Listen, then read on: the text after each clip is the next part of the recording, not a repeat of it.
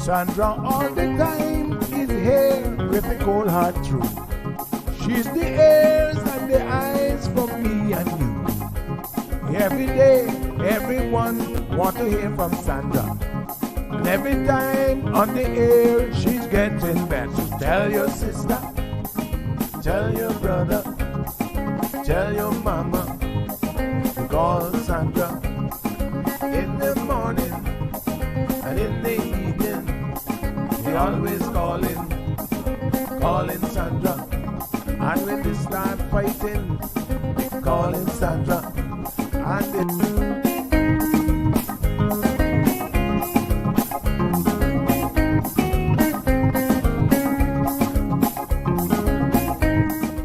And That's right, folks. Everyone is telling their mama about the cold hard truth. Welcome to another episode with more truth telling, more problem solving, and of course, more tea spilling than ever before. Sit back, students, grab your tea and turn up the volume because class is now in session.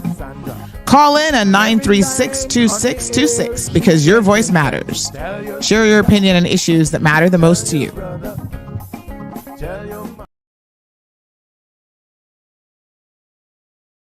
All right, good folks, rise and shine. I see you guys are slow to move this morning. Yeah, it's totally understandable.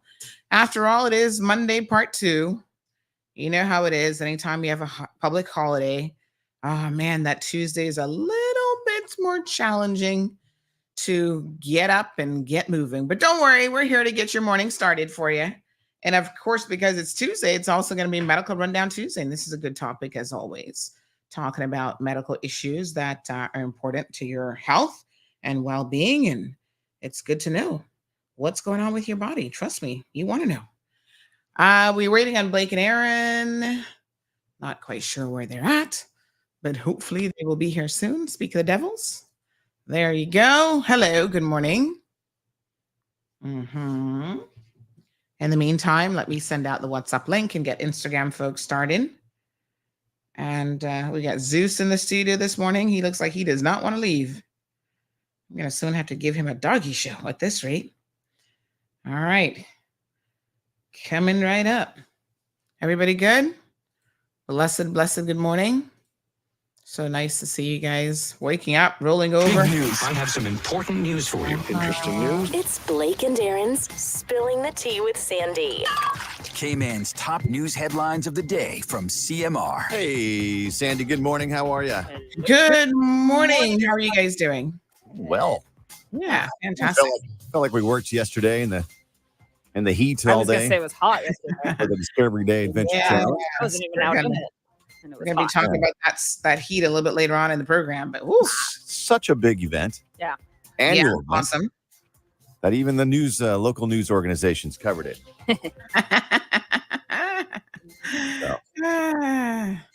Very wonderful. All right. So do you have a winner? Who won? It was a group called Great White Fitness. Yeah. Okay. So they had a bunch of teams.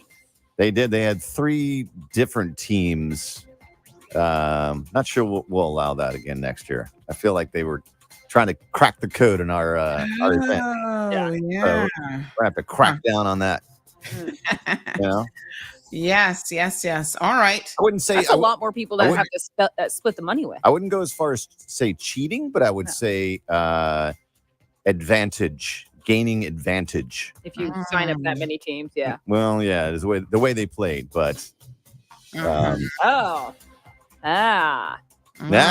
Listen, they were strategizing, so sounds like strategy is part of the event. I will give them that. Yeah, sounds like it's also our strategy to make it hard.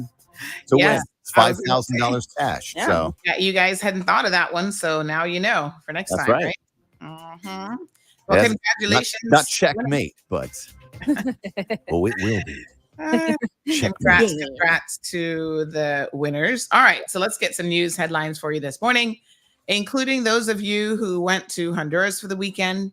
You would have found out that your flight trying to come back was rescheduled for Friday. If you're trying to get back earlier, there was a 2:40 p.m. Friday flight. It was canceled due to low visibility. at the Golestan International Airport in La Ceiba. Now, this is something that seems to happen quite frequently. People get upset about it because they're like, oh, I'm trying to make travel plans. But you've always got to have that contingency plan in place because sometimes this happens and you just can't move. Of course, safety is always first when it comes to our national airlines, so they're not going to take a chance. Well, yeah, so you don't want to end up in a plane crash. Yeah, so the flight was rescheduled for checking in this morning. We haven't heard about any further cancellations, so I'm presuming that those people are now on their way back to Grand Cayman. So they said that there was an ongoing uncertainty regarding visibility, and when it returned to safety levels, they would advise. So apparently, it's caused by smoke. I don't know who's burning what in Honduras, but there you go. Maybe it's like forest fires or something. I don't know. Okay. All right. The Bonaventure Children's Home has opened a new wheelchair accessible unit. Congratulations to them. All right. Yes, the Case Foundation. I mean, I don't know how many kids they have with that need, but it's good to have it. Never know. Case Foundation Bonaventure Home officially opened a newly remodeled wheelchair accessible multi-purpose residential unit in West Bay last week. They say that this achievement highlights the remarkable power of collaboration between the public and private sectors, fostering a supportive partnership for Cayman's youth. The Ministry of Investment, Innovation, and Social Development were instrumental in bringing this project to fruition with an essential contribution of $100,000 last year. Yeah, a lot of places are not handicap accessible here. If you're in a wheelchair, there's a lot of places. I hope the Case Foundation will address some of the other issues that are happening at the facilities under their care. Like kids that go missing all the time, that are being found to engage in illegal activity and the locations. I'm just saying. Okay, let's keep it moving. All right. Yes. 2 arrested for illegal gun and ammunition possession on Saturday, actually. And so police said that they were traveling along in a car in a residential area in Georgetown. They were conducting a targeted patrol in the area Friday night, which caused them to observe the movements of a silver Honda Fit. You know how many of those there are on island. Shortly after 2 a.m., the vehicle was located at an address on Halpine Road, and officers conducted a search of the vehicle and discovered the firearm ammunition in an extended magazine. So a 24-year-old was arrested and detained for possession of unlicensed firearm and ammunition, and the vehicle was seized for forensic analysis. And subsequent to that, another man, a 39-year-old Georgetown, was also arrested. So it sounds like his younger friend probably shared some information, maybe. Okay. Yes. Nope.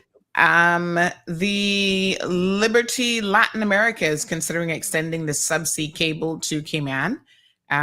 This is government is considering recommendations to proceed with a subsea cable project.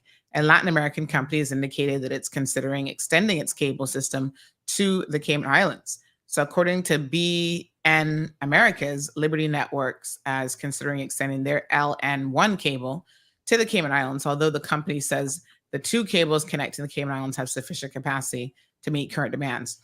The interesting thing about this is a source told me, they're like, well, this isn't the redundancy that Offreg should be looking for because this company, Liberty Latin America, is basically Flow. So I was like, oh, okay. Liberty, liberty, liberty, liberty. Liberty Bibberty. Liberty, bibberty. All right. A woman is being sued. How many stories you got today? We got to go. I know. Final one. A woman is being sued after failing to repay money that was stolen from her employer. Former Telecom Solutions employee, her name is Danielle Brown, stole over $15,000 from her employer back in 2019.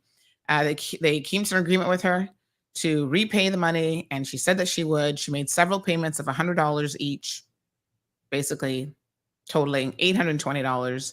And that's it. So they said, not so quick, honey jail. And they're taking her to court for the balance of their money. All right. Was that your warm and fuzzy? I mean, I know it gets you warm and fuzzy. It's a scorcher. It's a scorcher. Anytime you can go to court Anytime you say the word court, you're like, it's like, woohoo! Honey, yeah, let's get going. Pack our bags. Get Sandy hot and bothered. All right, guys. Yeah, that's what I got for you today. All righty then. Lots of news, actually, but yeah, have a good one. All right, you too. See you tomorrow. For Tuesday. No, it's Tuesday today. Tomorrow is Wednesday. I know you guys are all kind of confused with the dates and everything. Oh my gosh. All right, so we're going to get our Instagram feed going here. Good morning to everyone. I see you guys are finally shaking it off a little bit. How are you guys doing? So today is Tuesday, and you know what that means. Shamari, we need a special jingle now for Medical Rundown Tuesday. We got to work on something. We need like a little rundown theme song for this segment. So let me tell you all what I did on Saturday that involved Health City. So I actually went to Health City on Saturday, and it wasn't for me. Marlon had to go and just do a follow-up for his like another tidbit, some ultrasound for his executive health check. By the way, I got to tell you that there's such a huge difference between men and women when it comes to like medical care. Men are just I find men to be very, very nonchalant about their healthcare. Like you really got to push for them to do medical checks and all this sort of thing. They always think that they are perfectly fine. Oh, somebody said no radio. Uh-oh. Looks like the radio dropped out this morning. Let me message Dave. They might still be having remnants of logic issues from last week. All right, give me 1 second here. I'm going to go ahead and I better keep an eye on it. Looks like it dropped out just after a minute. All right, let me play a little jingle to get the AI to hopefully kick in, maybe. Last week, it never kicked in. He had to manually do something. So let me see if that part of the process is working this week. Hold on 1 quick second for me.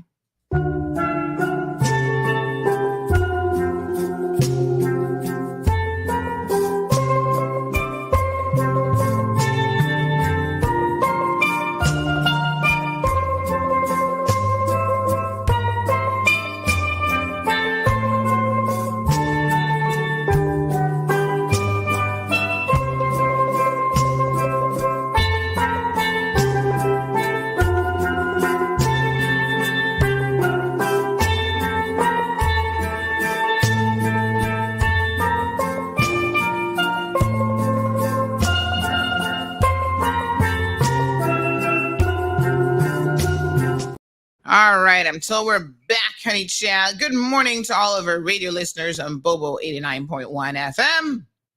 How are you guys doing, honey child? So yes, I was saying that on Saturday I had an opportunity to go by Health City with Marlon. He was doing an ultrasound as part of his executive checkup. And so, had to kind of push him to get there, had to literally just make the appointment on this date and he'll just show up. So finally got it done. And you know what? Good for him, because once again, there are those little numbers once you hit 40 plus that start to creep up that you got to pay attention to. It's really, really important. I mean, I can't stress enough that, your body, as it begins to age, you don't have the benefit of youth on your side anymore. And so the eating and the lack of exercise and all these things, folks, really start to do a number on you. And since he went and did his executive health check and he knows, okay, you got to watch that BP number. He doesn't have an issue with the A1C, but what it looks like what he does have is this uric acid, which is something else that I have to watch. So that's like your meat. So now he's like, okay, he's cutting out meat. He's not a huge meat person, but he does love his pork. So he's going to cut out meat. He's going to cut out pork. Just do like chicken and fish. He already spoke to Miss Stacy. Let's improve the diet around the house, the cooking, like no beef. Let's just do chicken, fish, a little bit of shellfish. You got to be careful with shellfish as well. So anyway, he's now seeing some changes that he needs to make. But one of the biggest things that I think he struggles with, and again, men don't ever want to admit these things, is he's in one of those professions where for the most part, he is sitting in front of a TV screen. In his case, it's like 6 TV screens, but all day long, or 80% of his day, is sitting and on conference calls and whatever. And you got to force yourself to get up, go for a walk, to use a standing desk. I mean, it really takes some thinking now because of the lifestyle that we kind of all live, right? So we have started walking some evenings, yes. and getting on the bike, taking everybody out. We got Zeus running around the place. Zeus loves it. He's like, woo, I'm free. I get to chase a bicycle and nobody's going to yell at me. So he's having a good time. Gianna's getting exercise. Now daddy's going to start walking. I've been cycling. So, do your executive health checks, folks, because you might be surprised. Just because you're skinny does not mean that you're healthy, first of all. So you might be surprised what the numbers are going to show, and it's better to catch it early. So anyway, I was there on Saturday, and I had the pleasure of running into Dr. Benoit, and he said, hey, Sandy, come and check and, come and sit down with me. Let's have a little bit of a chat. And it was so nice to just sit down with him for a couple hours, actually, and end up being a lot longer than we thought. We were initially going to just sit down for an orange juice and then wait for Marlon to finish up. And I had such an amazing time chatting with Dr. Benoit and getting to know him more than just the heart surgeon. You know what I mean? Very, very fascinating guy. Obviously, he's a husband. He's a father. He was talking about his kids and what they're doing. He's got a daughter in university, what she's studying, what his son is up to. We were talking about community issues. There are things that community related to healthcare and even outside of healthcare that as a member of this community, someone who's now lived here for over 10 years, that concerns him. So it was just a really, really fantastic conversation and had a great time. And then, a few hours later, we were like, well, we might as well grab some breakfast. Big shout out to the folks there in the cafeteria at Health City because their food is really good. So I had myself a nice omelet. And then he's like, oh, you want any of the Indian food? I mean, he was trying to stuff me. I was like, listen, I'm trying to lose some weight now.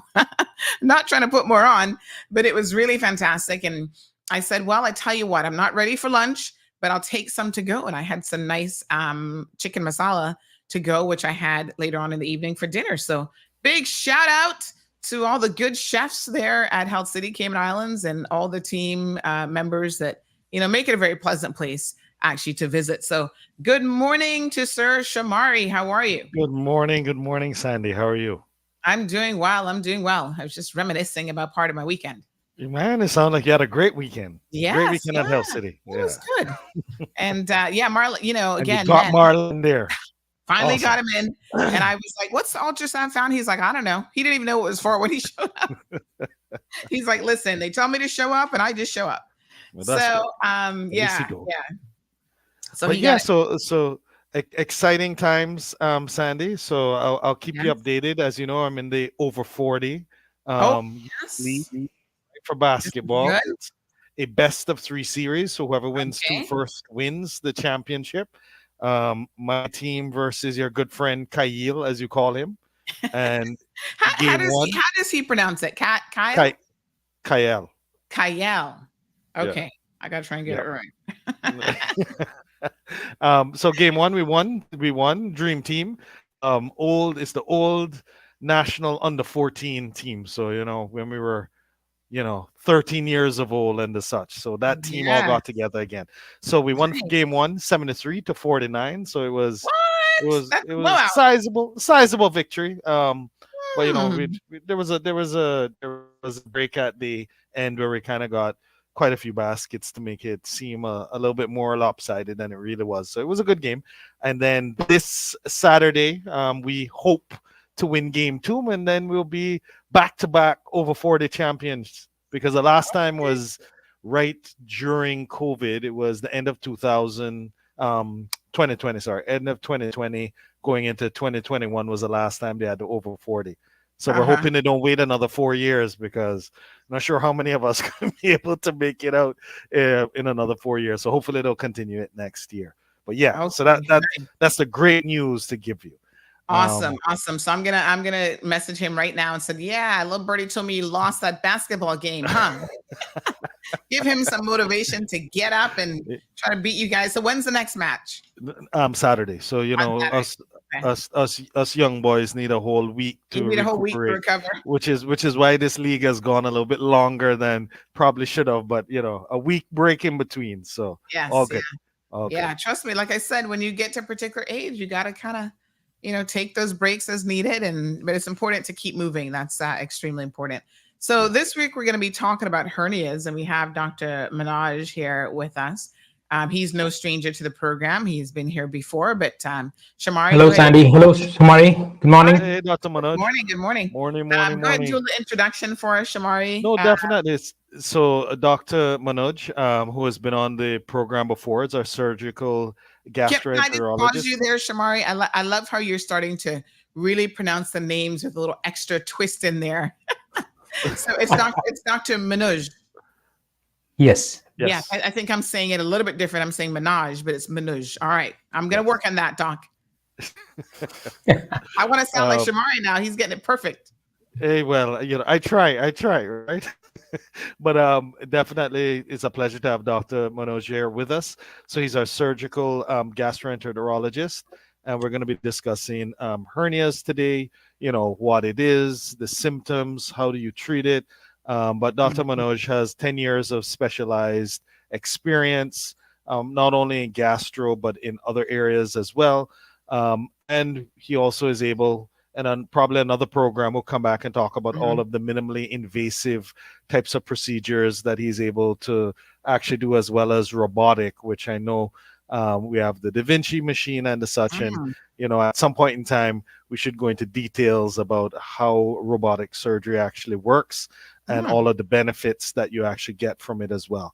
So a lot of people from the Caribbean and elsewhere actually travel to come to Cayman to get minimally invasive procedures based on the fact that, all of the health benefits of that versus open procedures, as it would be called as well.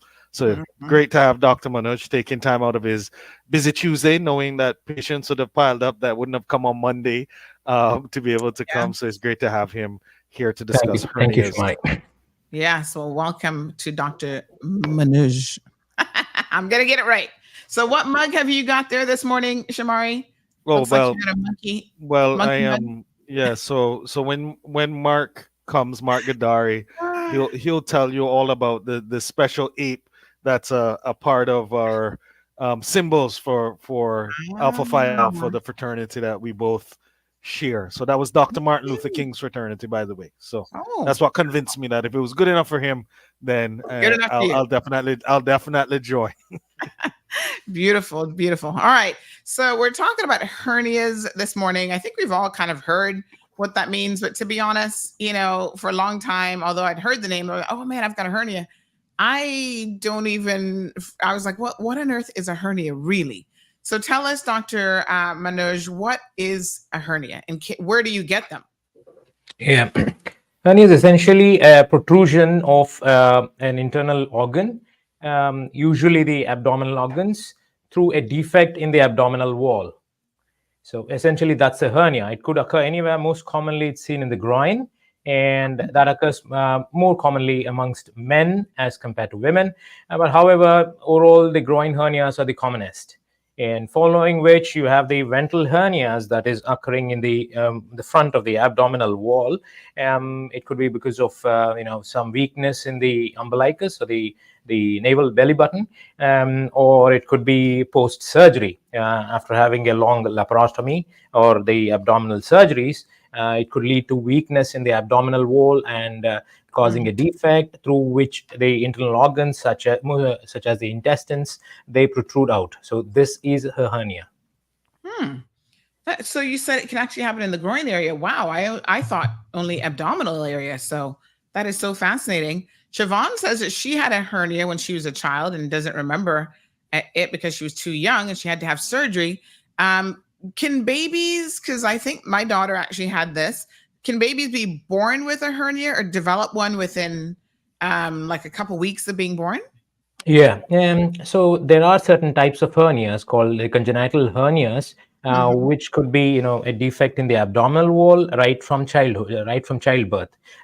So the most commonly, again, that's the umbilical hernia or the one occurring at the belly button, and the ones that occur a little later, maybe in the early childhood, those again are commonly the groin hernias. And so yes, it does occur. It is quite common amongst children in the pediatric practice. Hernia is definitely one of the more common medical conditions that require surgery. Yes. And the telltale sign for child is if you see that protruding belly button. Is that right? Yes. All right. And there it is. That looks like that's exactly what that is right there. There's a baby in diaper and that protruding belly button. So relatively simple procedure to correct. It depends. Like say in the congenital variety, it could just be a simple umbilical hernia, which the hernia needs to be reduced. That is the contents, most commonly being the small intestines. They need to be returned back to the abdominal cavity and the defect closed. And the defect close usually in the congenital variety, it's a simple closure. You wouldn't require any buttressing with mesh or such. However, when there is a weakness in the abdominal wall, sometimes it could be a large hernia called gastroschisis, which can result from inadequate development of the abdominal wall muscles. It could be a bit tricky, the repair. But the most common varieties are easier to treat surgically. All right. And it's something that if you notice, you probably want to address it because it can get worse over time. So it's like this. See, the abdominal cavity is constantly under pressure. There's a positive intra-abdominal pressure. What we call colloquially a stomach is technically called as abdomen. So the abdomen contains various organs such as stomach, small intestines, liver, colon, etc. And so all these when there is food inside or due to constant movement during respiration, there is a positive intra-abdominal pressure, and so this perpetuates, if not cause, perpetuates the hernia. And so once a small defect arises due to constant positive intra-abdominal pressure, the hernia enlarges. The defect enlarges slowly. It can reach substantial size. So that's number one. And secondly, as the hernia increases in size, more and more of the abdominal contents, such as intestines, they flow into the hernia. So initially, the hernia, the contents pop out and pop back in, either by manually pressing it or on lying down, say in the supine position. However, over a period of time, the contents tend to get stuck to the hernia and they may not return back into the abdominal cavity. That is called the incarcerated hernia. And later on, it can lead to, if the defect is quite small and the contents large, then it can block the intestines, causing obstruction, and later on strangulation, being it cuts off the blood supply to the intestines, and that part of the intestine which is in the hernia may die. And so that's called the strangulated hernia. These are emergencies, and one should not wait for such complications to occur. So the earlier you get treated, the easier it is for the treatment as well as the postoperative period. Wow. So what are the signs then? Like, how do you know when it's serious and you need to have it attended to? I wouldn't say, essentially any bulge, any occurring, unnatural bulge over the anterior abdominal wall or anywhere in the abdomen. It can also occur on the sides. So anything that's out of the ordinary and which pops out and goes back in is most likely a hernia, and it has to be checked by a medical professional, and perhaps get some imaging such as ultrasound and CT scan, just to see what the size of the defect, and for surgical planning, and after which it needs to be treated. So it's best not to wait till it becomes serious. Okay. So someone has a question, a listener to the program says, can you ask the doctor if there's a difference between having a hernia and just having an outie belly button? So in other words, is an outie belly button always an indication of a hernia present? Belly buttons come in various shapes and sizes. Okay. Yeah. But if there is any, if it constantly changes in size, like when you're exerting, when you're coughing, or when you're walking around, when you're lifting weights, and it increases, it becomes more prominent in size, then it's more likely a hernia rather than just a variant of the belly button. Interesting. All right. So, very good. Didn't know there were so many different types of hernias today, but there you have it, folks. 936-2626. Don't be shy. If you have any questions for Dr. Manoj, please give us a call this morning. He's more than happy to speak with you. All right. So here are some symptoms. Some of these sound pretty serious. So you've talked about this bulge or lump in the affected area, but then there's a lot more, from pain or discomfort, especially when bending over, lifting, or coughing, a heaviness, pressure in the abdominal or groin area, swelling in the abdominal or groin area as well, nausea and vomiting in severe cases, burning or aching sensation around the hernia site, redness and tenderness at the hernia site. So that sounds pretty serious. Yeah, it's in the order of the seriousness, actually, the bullet points. Wow. All right. So if you experience any of this, you know that definitely you need to come in and see your physician for sure. Risk factors. So you might be born with it, and then it's something that you can develop over time. Yeah. So we talked about congenital hernias. So some of the varieties, especially the groin, which is called the inguinal hernia, there are 3 different types of groin hernias. One of them, the most common one, is the inguinal hernia. So when we're born, in males, the testicles, they drop into the scrotum at the time of birth. So before that, when we are in the when we are in our mom's womb, the testicles are still intra-abdominal, and they pop out after we are just born.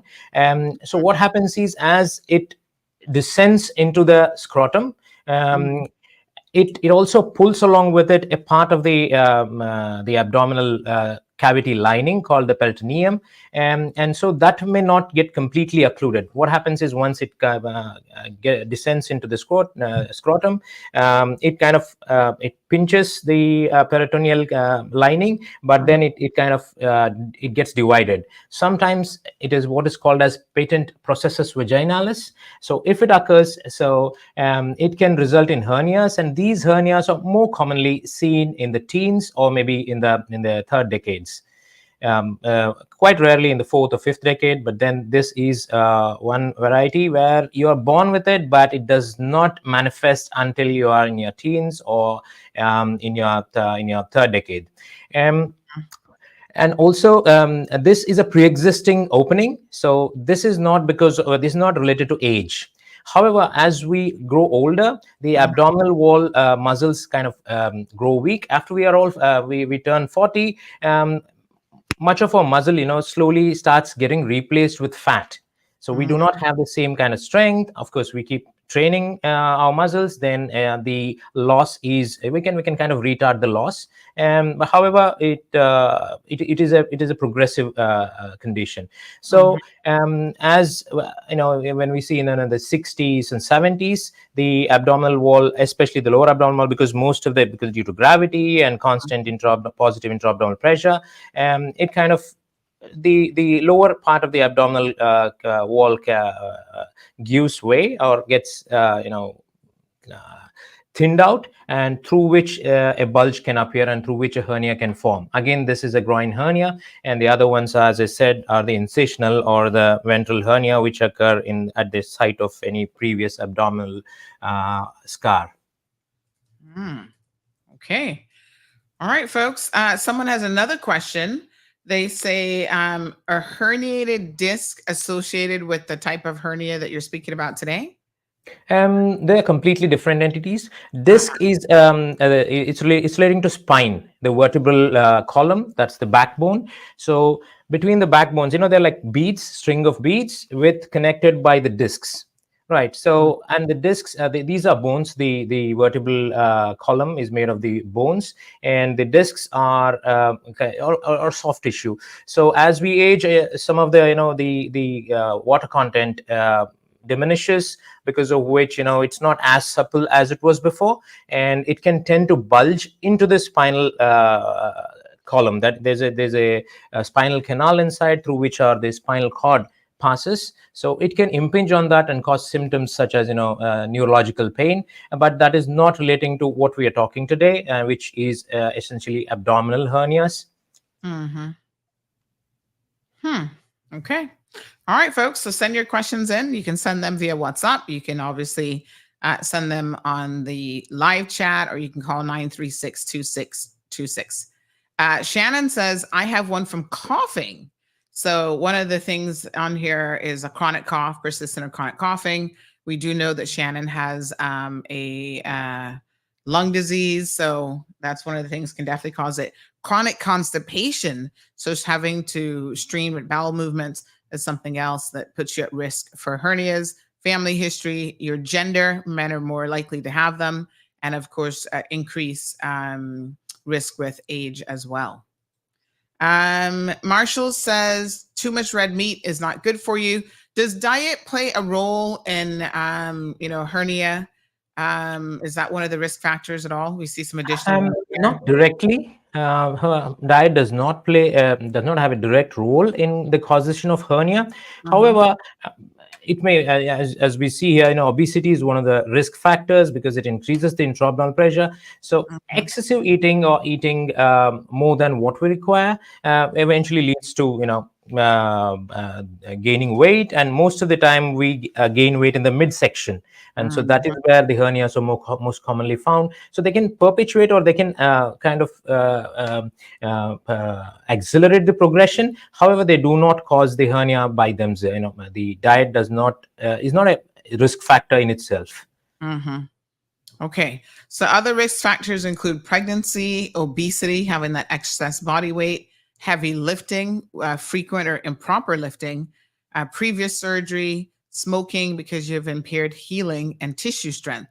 Now, the one with heavy lifting, I mean, I've heard of people complain about this before, how they can really do quite a number on their abdominal muscles because they're not perhaps in optimal shape. So, having to lift something. What are some of the advice that you would give people if part of their job is having to constantly lift like boxes or lift heavy items at work? See, the abdominal muscles, or all our muscles, need to be conditioned for a particular job. So when, say, I try to lift a really heavy weight, which I'm not used to, so then it increases my intra-abdominal pressure excessively, and it can cause, it can allow a part of the abdominal wall may give way and cause a hernia. So the idea is to train ourselves or to condition our muscles in such a way, in a graded fashion, so we do not take a very challenging task. We grow, we slowly build up to it. That is how I think we should do, because as we are lifting weights, don't try and lift heavy weights. And if your job includes lifting heavy weights, I think you should initially try with smaller weights and then slowly progress. I mean, that's the only thing I can think of here. Yeah. And do those back support devices, do they help as well? They do not help the hernia, or they do not reduce the risk. No, it's just the back, because especially the back muscles take the most of the brunt when we're lifting weight, especially when we bend at the hip. So the back needs to be straight. Suppose it's not, we are flexing and a kind of drooping, then that's not good for the spine, and we may cause injury to our the vertebral column of the spine. So it helps the belt, the lumbar support belt helps in lifting heavy weights, but it does not prevent hernias. Okay. All right. Dawn says that she has one as a result of cancer surgery. Bleeder tied off and put hole in my stomach. Many complications from that.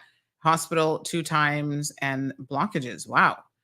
So good morning to Miss Dee Dee. How are you? We've got Miss Emma joining us from North Carolina this morning. So good to see our international folks already logged into the program. So once you find out that you've got a hernia, let's talk about what some of the treatment options are. Dr. Manoj, we've got some lifestyle changes. So going back to what puts you at higher risk, if you adjust some of those things, then that can certainly help. Yeah. So lifestyle changes. So once a hernia already has occurred, so the only treatment currently is surgery. So it's because it's a physical defect, which needs to be sorted out, by closing the defect and buttressing it with a mesh. However, the changes the enlisted here, essentially they are to prevent or to avoid recurrence of hernia following a surgery. So like losing weight definitely helps because fat does not offer any support. It's the muscle and the soft tissue, the collagen fibers, which add strength to the abdominal wall. Fat in creeping in between kind of causes weakness in the anterior abdominal wall, and it can worsen a hernia. So, and avoiding heavy weightlifting, as I said, is, we have to train our muscles in such a way that we take on the added weights in a graded fashion, rather than abruptly or trying to lift weights without prior training or without warming up. And the other risk factors, including the chronic obstructive airway disease or recurrent asthma resulting in cough. So these need to be treated, and I would also advise to treat these prior to getting a surgery, because it helps in preventing recurrence following surgery. And as far as the truss, the supportive garments are concerned, these can only I would advise these only to people who are not fit to undergo surgery. Maybe they have a very weak heart, the heart is not pumping very well, or they have multiple risk factors, and the age is especially maybe in the 8th or 9th decades of life. But age itself is not a risk factor. But then I would advise the non-surgical means only for a person who is not fit to undergo surgery. Okay. So surgery really is the way to fix this particular issue. So let's talk about the two types of surgery. It says, so there's open or the laparoscopic procedure. What's the difference between those two? So open essentially means, make a cut on the hernia, pop the contents back, then close the defect, and place a mesh over on top of that.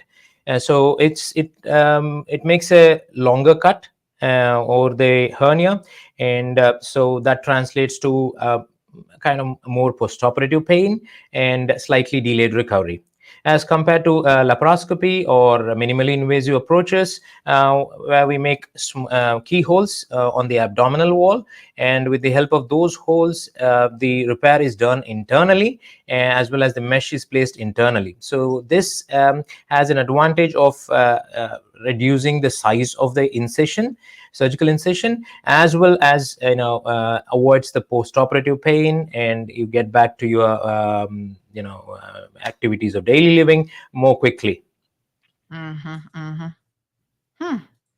Very good. All right. So another question, Dawn is asking about mesh recalls. So can you tell us a little bit about that?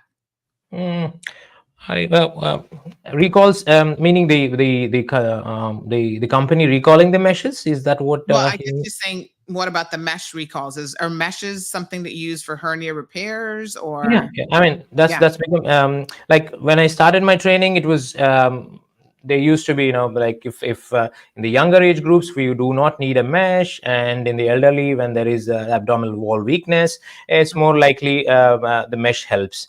But however, during the evolution of the hernia treatment, it's seen that placing a mesh especially helps, because what the mesh does is it's essentially an inert plastic made of polypropylene, and it is there are two types, woven or knitted, and so it's like fabric. So over which the body lays, it acts as a scaffolding over which our body lays collagen fibers, and there is fibrosis, which usually happens post surgery in about 3 to 6 months. So this adds support to the abdominal wall, and it is seen that it reduces the risk of recurrence, meaning the hernia reoccurring substantially to less than 1% actually.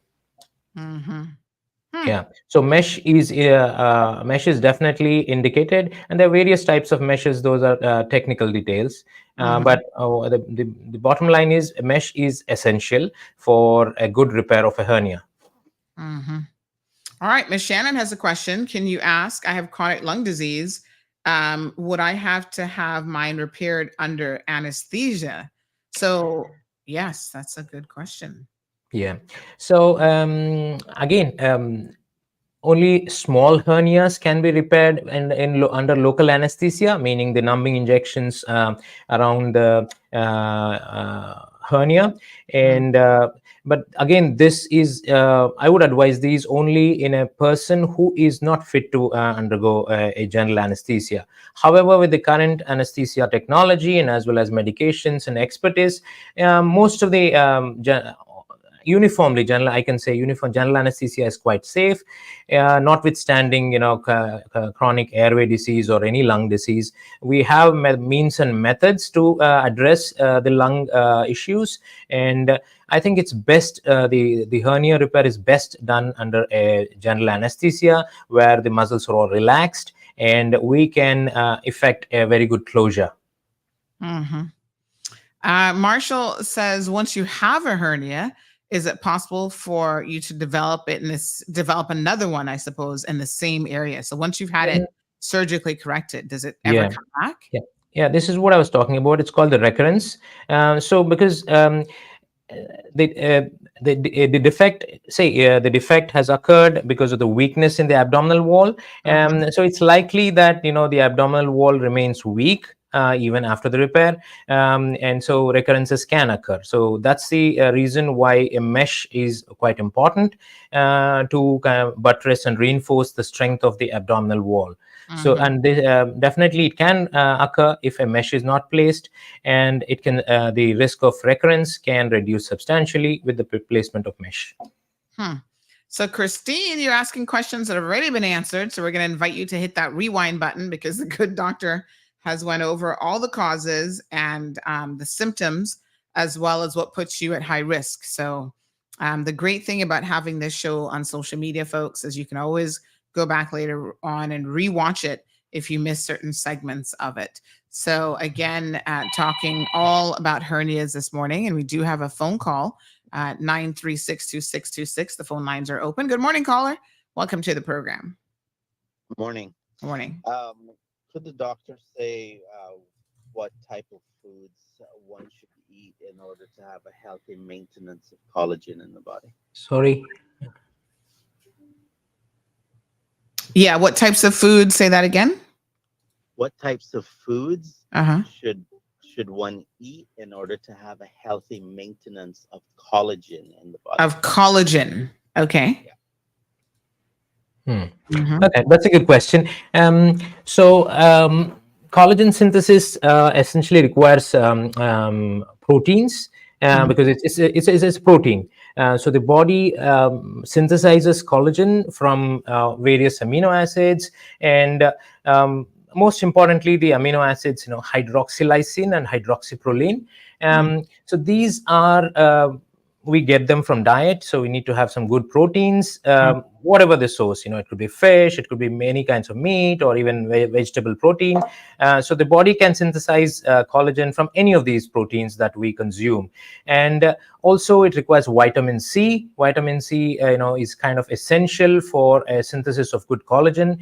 And we'd mentioned it in one of the slides that yes, smoking does, kind of the collagen has to be laid in an organized fashion to have a good strength. So if it is in a disorganized fashion, which usually occurs in smokers, so it's we always advise to refrain or to avoid smoking for at least a month prior to surgery. So it's just these are the ones which we can use to maintain a good collagen matrix, or the collagen scaffolding within our body. And post surgery, this is what helps. So and of course we do get vitamin C from various food stuffs, such as mostly the citrus fruits, and we can always pop the vitamin C. It's a water soluble vitamin, so you don't need to be worried about excess hypervitaminosis. So anything that you have extra is just going to go out in urine. Does any minerals play a significant role? No, vitamin C. Vitamin C is we divide the micronutrients into vitamins, minerals, and trace elements. So this is grouped among vitamins. Ascorbic acid. So this is not actually minerals. Are the ones like we have the like iron, calcium, sodium. These are all the minerals, and we have the trace elements: selenium, zinc, molybdenum, vanadium. So these are the trace elements. But here we do record this. I'm talking about vitamin C, which is ascorbic acid, and it is grouped among vitamins. All right, thank you. Okay, thank you so much. Some very thoughtful questions there from our audience. 9362626. Good morning, Miss Debbie. If you have any questions, Tiffany says he said vitamins like a true Caymanian, laughing out loud. Love it. The other day somebody said a word. Oh gosh, I can't remember now. I think it was Mr. Dean. He called in and said I can't remember if it was erectly or something. And boy, our comment section was like, yes, we love these Caymanian sayings. And you know how some of them are completely wrong in terms of, I'm sure Soka is cringing when she hears us say these things because she's like the grammar police waiting to smack you in the hand with that ruler in school, right? But, a lot of Caymanians pronounce Honduras, Honduranians, we say Honduranians, but it's actually Hondurans. So anyway, digress a little bit. So I say Honduranian, so yeah, I know. Most of us say it, trust me. And speaking of which, just a little break-in headline news for you this morning. That flight, which was supposed to leave this morning, has been canceled again, coming out of Honduras. So if you're planning on meeting your loved one at the airport, honey child, turn right back around and go back home because it's not happening this morning. And we'll keep you guys updated. We'll see if we can get some. It's smoke, it seems, that comes from the mainland. Yeah. I don't know what they're burning over there that goes across to the Bay Islands. That obviously visibility, you don't want to fly if visibility isn't the best, right? And you can. So hopefully it clears up and they can get back over. Yeah, my goodness. Getting an extended vacation. We'll figure out. We'll see if we can find out anything else. All right. So any additional questions related to hernias, this is your opportunity, folks, to ask. It's been a very informative segment, I must tell you. I just didn't even know so much about hernias, but there are things that you can do to decrease your risks and make sure that you take those into consideration, make the necessary lifestyle changes, lose the weight, avoid heavy lifting. The good doc was talking about, smoking. And I think a lot of smokers don't know this, generally speaking, that if you do smoke and you're going in to have a surgery, it's recommended, as he said, that you try to reduce or quit smoking, in fact, sometime beforehand to kind of give your body optimal healing capability. So smoking does a lot to your body. And one of the things it does is certainly weakens your body's ability to heal properly on its own. So Don says, I love your program. You provide so much useful information. Thank you. Well, you are most welcome. All right. Siobhan says, yes, very informative indeed. Anything else that we need to know about hernias, Doc, that you would like to share with us? Yeah. So we spoke about groin hernias and abdominal wall hernias. So there are different situations where they can occur. We spoke about the anterior abdominal wall, also the sides, which are called the lumbar hernia, and internally there are types of hernias which are completely which do not manifest on the surface of the abdominal wall. So there are internal hernias and as well as the hiatal hernia. So all these are grouped hernias. Grouped under hernias, and essentially it means the same, a protrusion of an organ, an internal organ, through a defect, and it enters a region where it should not be. So all of them need to be surgically addressed and repaired. Also, we need to, as we all spoke, for the prevention of hernias, the various methods, and then the early diagnosis is quite important. Although yes, we have the capability of treating any complicated hernia, but it's best not to leave it till it gets complicated. Yeah. And of course, with the robotic surgery, that offers an extra arm, in literally, to our armamentarium, and it affects a kind of a good repair. Because the mobility inside, and the precision and the good visibility offers us to, reduce the recurrences even further as compared to laparoscopy. Beautiful. All right. Well, thank you so much, Shamari. Wow. Who knew? This is what I love, speaking to your consultant surgical team members, because there's just so much information that is absolutely amazing. I'm glad that our listeners are taking it all in this morning. Can we get an update? Yes. Can we get an update on the hospital? Because I feel like we're getting awfully close. We are getting close. So the inauguration date is going to be in the second week in July. And we're looking forward to just a few more approvals that need to get done. But we're looking forward to have a big inauguration. Dr. Shetty will actually be here for that. We'll see if we're going to get him to speak. He typically wants to shy away from that, but he's so impactful when he does. So we're going to convince him to definitely speak.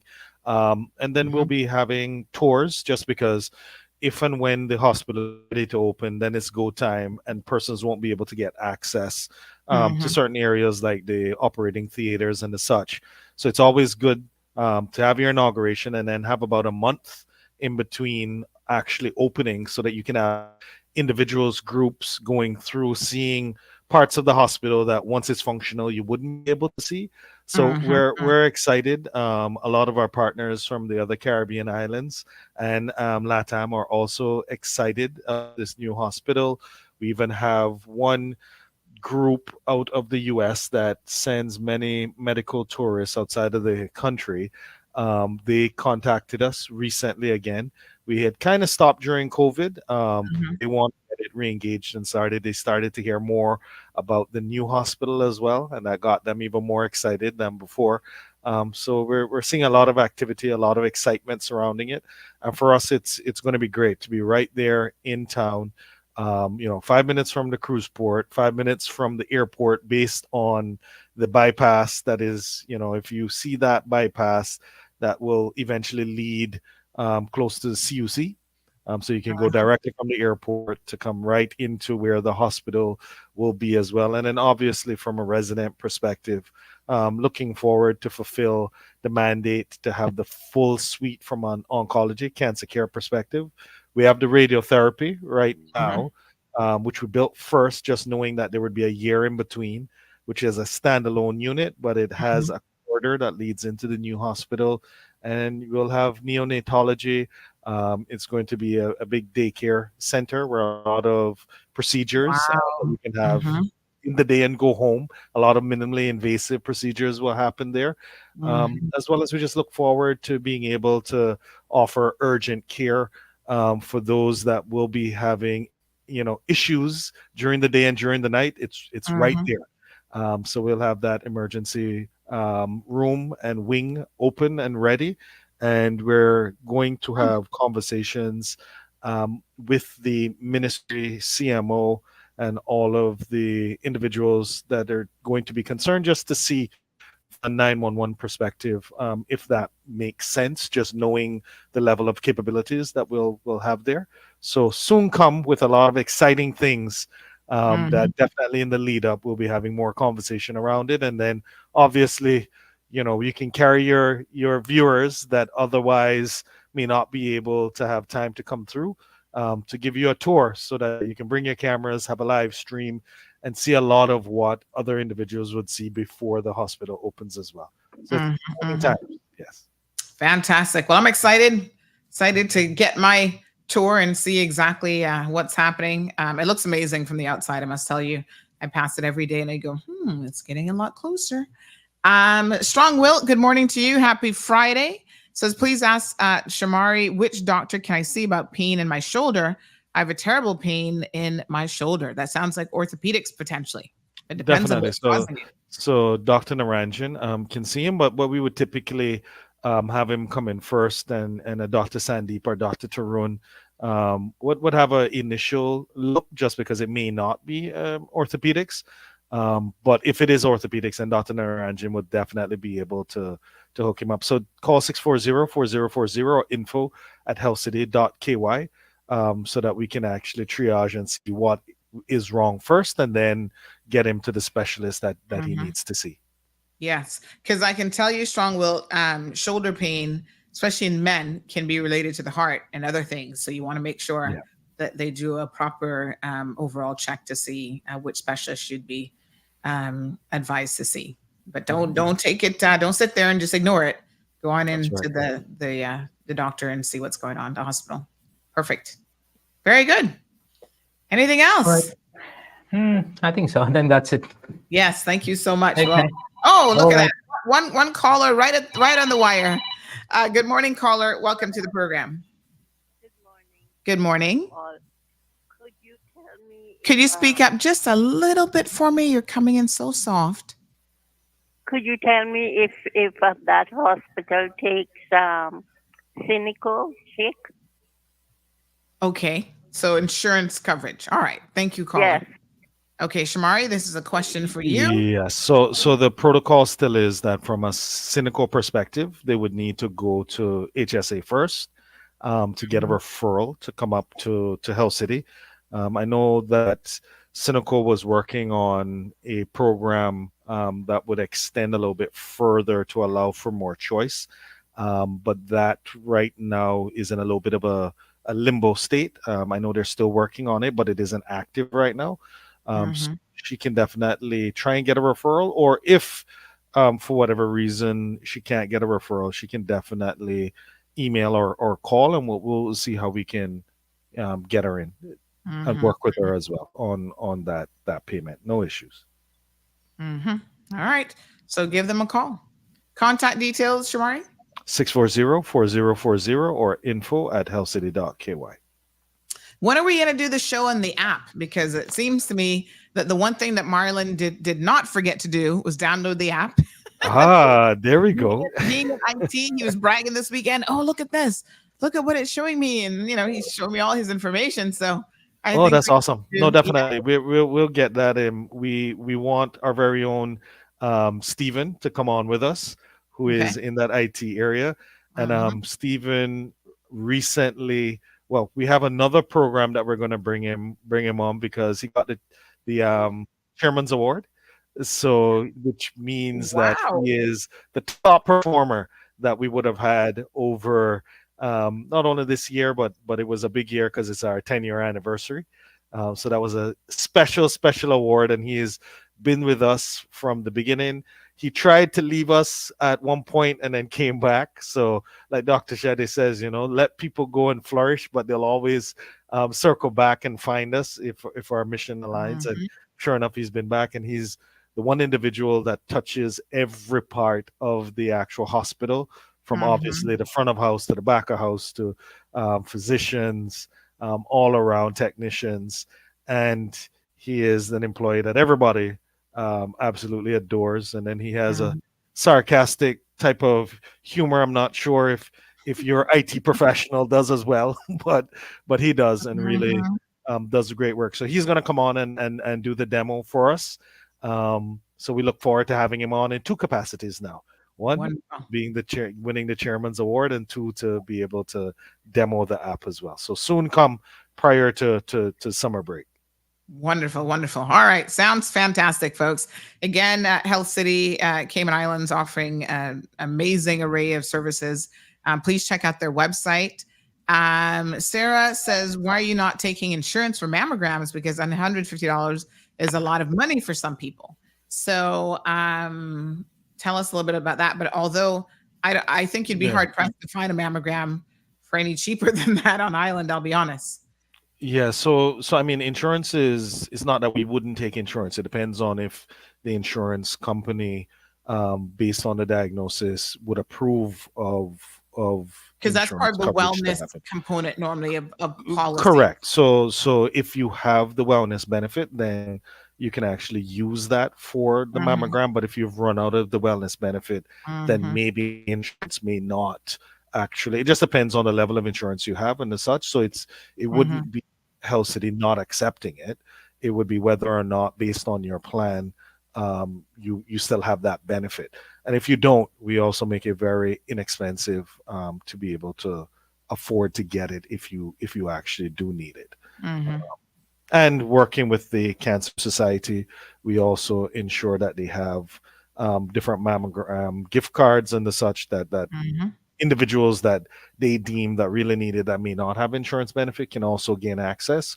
Yes. But if you do need it, definitely contact us and we'll work with you to make sure that you get that mammogram. Yeah. And the other great thing is you listen to the program come October, which is Breast Cancer Awareness Month. I'm sure they're going to be giving away a few. Most definitely. And it's 100 and we also speak in US. So all of our prices that you would hear for the most part would be in US as well.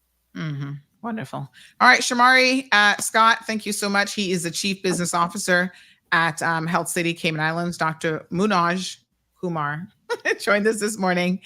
He is a consultant surgical gastroenterologist at Health City Cayman Islands as well. And we're talking all things hernia related. So if you missed any of the discussion, go back and watch it a little bit later on. Thank you so much, gentlemen. Really appreciate having you in the program. Thank you, Sandra. Thank you so much. And I noticed, Sandy, that that bad student that's usually at the back of the class is MIA today. I don't see him. He did pop in. Oh, he did. Okay. Yes. I saw him asking who was going to be in trouble today. Oh, okay. So he finally popped on. Yes, he said, "Who's getting blazed up today?" That's his first question. And everybody, of course, knows that we're talking about Johan Moxham. And in fact, it might just be his brother. Stay tuned. Thanks, Doc. Yeah. Thank you so much, Shamari. Shamari's having a good laugh. Yes, Luigi's in the naughty corner. Anyway, we'll get there. We'll talk about it. So I hope you guys had a fantastic weekend. So Claire says it's the Breast Cancer Foundation, not the Cancer Society, that can provide mammogram vouchers. Thank you, Claire. Really appreciate it. Yolanda, that's you saying good morning. I noticed that some of you said you couldn't find the show on Facebook this morning. I'm not sure why, because it's there. I'm actually watching it. But if you need the link, I can send you the link to this thing on YouTube this morning because they couldn't find it on Facebook. Well, there's a Facebook link. It's definitely live. So normally the easiest thing to do, make sure you refresh your Facebook. But of course, if you're watching it from your phone, I know sometimes that can get a little bit tricky. But normally you just go to the page and it'll be the last thing that you see there. So we're live Facebook, YouTube, and Instagram. All right, honey, chillin'. We got a lot to talk about this morning. Where shall we begin? Oh my gosh, there is so much. Shall we talk about the elephant in the room? Or shall we say, or premiere in the room? Oh my gosh. Y'all are so incredibly salty, but it's a topic for discussion. A lot of people have been talking about it. So we give the people what they want after all. Okay. So our premiere is actually in the UK. Looks like her vacation is finally over. She was cruising around on her cruise. I'm glad she was able to take a little break and a vacation. Everybody needs to take a break. You know, life is stressful.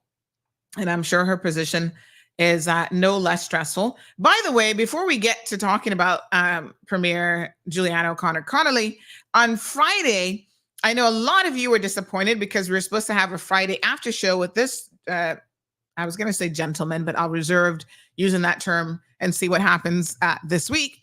But Mr. Philip Hides was supposed to call in and we were going to do an after show at 10:30 and he was a no-show. So he disappointed, which I mean, not for nothing, but he seems to have a knack for disappointing people. He disappointed a lot of you who were like here for it. You were, Sandy, I am ready to rock and roll. Where is Philip? And Philip did not show up at all. In fact, I don't know if you guys saw the post that we put up, but someone had their little miniature bottle of liquor and they said ready for 10:30. Well, I hope they put that liquor back because it didn't happen. We were waiting for him. You know what also didn't happen is the Movado show went on, but he obviously did not show up. And a lot of you were like, Sandy, I don't know, honey chill, because Mario's on the radio. What is it with people named Mario? I'm just saying. He was on the radio in the evening saying, oh, yeah, I've got his ticket in my hand and I'm on my way to go pick him up from the airport. Well, that was a lie. I don't know what Mario was talking about, but you were not picking him up from the airport because I don't think you'd be that silly to test CBC. It would have been quite an embarrassing situation. But speaking of embarrassing situations, my sources in Miami actually revealed to me that Sandy, this guy, Movado and his team actually went to the airport, not knowing, this is Wednesday, not knowing that his work permit was not approved. And I thought, wow, what organizer organizes an event, requests a work permit, gets the work permit denied, and then doesn't tell the performer that, listen, your work permit was denied. Him and his entourage showed up at the airport in Miami saying that they didn't know anything about it. They're here to jump on the plane and come to the Cayman Islands ahead of the show. And they were told, so sorry, Bobo, but not today. There's a stop notice in place and you can't get on this plane. Oh my gosh, that must have been so embarrassing. I can't believe it. So anyway, yes, he, I heard that his entourage were kind of like, what? And he was just like, listen, I'm not really going to embarrass myself any further. So that's pretty sad. They got on the phone with the promoter and they were talking to him for quite a while. And then eventually they just left. Like there were passengers there like, oh man, you're coming. Yeah, we're going to be coming to the show. We can't wait to see you. And they were all, they were told, nope, Movado can't get on this flight. And so his entire entourage declined to travel since they were actually part of the show. They're like, well, we're with Movado. If he's traveling, we're part of his performance, his show. We don't go and travel to a concert without him. So what an embarrassment. So incredibly sad. But again, I think when you're in business and you're dealing with people, whether it's like events, promotions, or anything else, you got to know who you're doing business with. And you have to know that people have demonstrated a certain history of like non-compliance, or they can't really put on a show that's organized properly from all aspects, because it is very, very challenging to put on these shows. There's a lot of things that you need to make sure, as they say, you cross your T's and dot your I's. You've got to be organized with it. And if you're not, not only do you make yourself look bad, but by extension, you make all of the Cayman Islands look really bad as well. So is calling Philip a coward. Yes, he actually had the audacity after the show to message me and say that, I don't know what's going on with my flag behind me. Somebody else noticed this. He had the audacity to message me and say that he would call me later so that we could meet face to face. I was like, listen to me. I don't think y'all don't know when Auntie's very, very serious. I said, Philip, I don't need to meet you face to face. There's nothing that you have to say to me. I've given you an ultimatum. I don't like to give people ultimatums, but basically you've got an ultimatum to sort out this woman's windows and doors by Thursday, because I'm not going to be on Friday. But don't miss Friday's show, because I got a real treat in store for you guys, a really special Cayman Voices segment that you guys are going to absolutely love. But I was like, there's nothing I need to see you in person about. You said you were calling back at 10:30. You just demonstrated the kind of person you are. You're like, yep, I'll call you back at 10:30. And 10:30 came and went. And not only did you not call back, you wouldn't even answer the phone. You were nowhere to be found. And so we don't need to have a face-to-face conversation. There's nothing that we need to say face-to-face, honey child. You just need to straighten up and do what you got to do. All right. So a couple of things on Friday that I am chasing. Somebody says in the comment section, now he's a big bully. Well, he ain't going to be bullying me, honey child. I don't know who he think he is, but given his track record, I I suggest that he tries to get himself together a little bit. But boy, you got to listen to people when they tell you that some people just can't fly straight no matter what. What a hot mess. He seems to be one of those people. Ay, ay, ay. I don't know what to say. We all need to do better. Such an embarrassing situation, quite frankly, because I must tell you that as a Caymanian, nothing kind of bothers me more than seeing other Caymanians really not performing the way in which they should. It's embarrassing. We talk about how much, we want to set standards and have standards in place. But the truth of the matter is, it's oftentimes our own people who really leave a lot to be desired. How sad is that? I tell you. And my philosophy. I don't really care if you're a Caymanian or not. When it comes to the standards that we hold true and dear to our heart here in this program of calling people out, it is what it is. And by the way, I got called out over the weekend, and we're going to talk about that as well. Because even when I get something wrong, call yourself out, honey child. We're going to call out, and we're going to talk about that whole Stingray fiasco here in just a minute as well. But let's get back to Auntie Julie, honey child, and her outfit in the UK. A lot of you had a lot of thoughts on this. Let me see here. Now we got a comment coming in. Let me read this one. This person says, I've learned from very great sources over the weekend that the Movado show was in fact planned by himself after visiting Cayman early this year. He only used Mario to be the promoter behind the show and to get local sponsors. However, all the ish hit the ceiling when he was charged, and Mario was trying to really get the appeal approved to get the permit issued.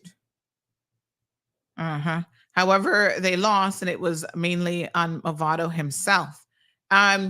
We mentioned this actually last week because somebody else said this as well, that Cedric and Mario were just acting as fronters, if you will, for this whole Movado thing. And it was actually Movado himself who would have been,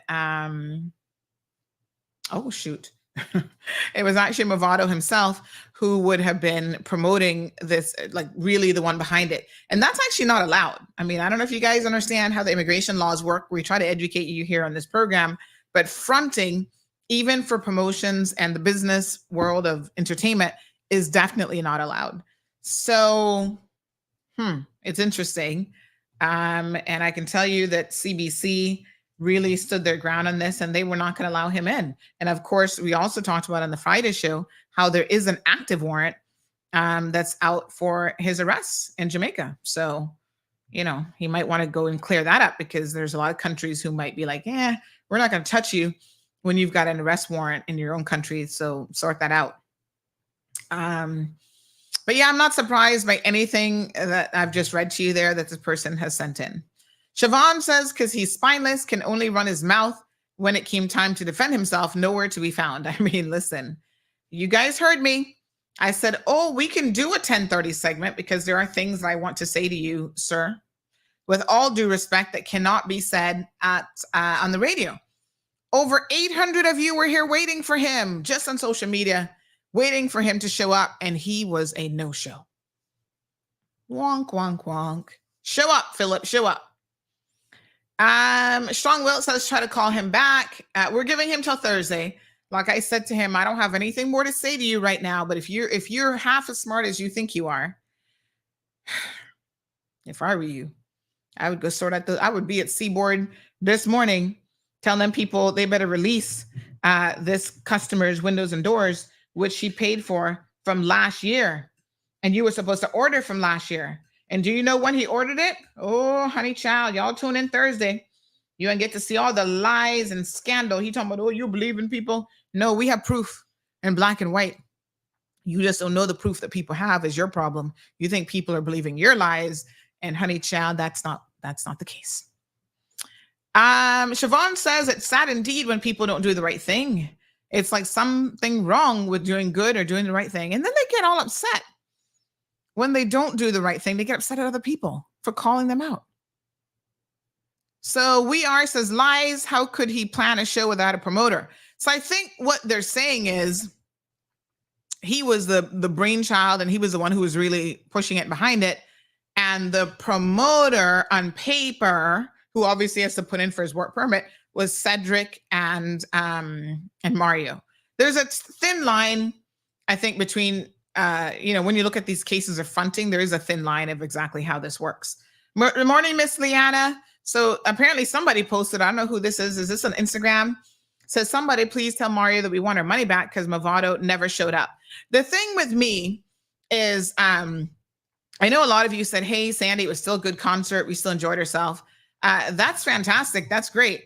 But what you don't do is you don't lie to the people. He should have been the one, not us. He should have been the one that told the people, you concert goers, that Movado wasn't coming and, what the situation was going to be. Maybe he was going to throw in an extra drink or open up the bar or whatever because the headliner wasn't coming. Some people are like, oh, I don't care. It was still a good show. Well, that's fine.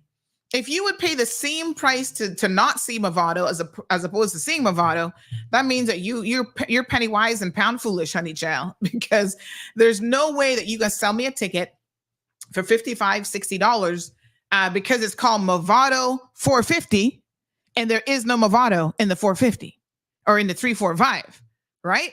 That means I want a discounted rate because I don't know who the heck Vanessa Bling Bling is and JA and all these other people. Who I do know is Movado, right? That's the headliner. Anybody with a little bit of sense, if you're going to a concert, they sell you with, oh, this headliner is going to be there. That's awesome. But at the end of the day, the headliner needs to show up in order for the concert to be what you say it's going to be. So, I mean, I don't know, but y'all don't care about your money, honey child. Y'all like, nope, I still had a good time. It's all good. So I'm not gonna argue too much, but it looks like somebody wants their money back. And then to go on radio on Friday and claim that you had the ticket in hand and you were going to be going to the airport to pick him up. Don't lie to people. This is the thing. Just don't lie to people. Anyway, good luck to Mario. He'll be scamming y'all again soon, I'm sure. He'll be throwing another event and you guys just absolutely love it. All right, let's move on to this situation here. This is Premier, the Honorable Juliana O'Connor Connolly, dressed to see a minister in the UK. So I'm sure that you guys saw this post that she was overseas visiting. The governor's also overseas, by the way. I don't know who the acting governor is because as far as I know, France Manderson is actually overseas as well on some personal business. So I think that we must have probably Miss Gloria Macfield as acting governor at this time. I'll have to verify. But anyway, so the premier along with the governor are in the UK for a series of meetings. And here she is, an official picture, pictured with the minister, I think his first name is David Rutley, who is the Parliamentary Undersecretary of State at the Foreign, Commonwealth and Development Office. And that was earlier in the day yesterday. So this post got a lot of attention for all the wrong reasons, I must say. It didn't garner attention because of who she was meeting with or what they might have been discussing or anything like that. It got attention because of how she looks and this outfit that she was wearing. My God, what a shame, honey child. Y'all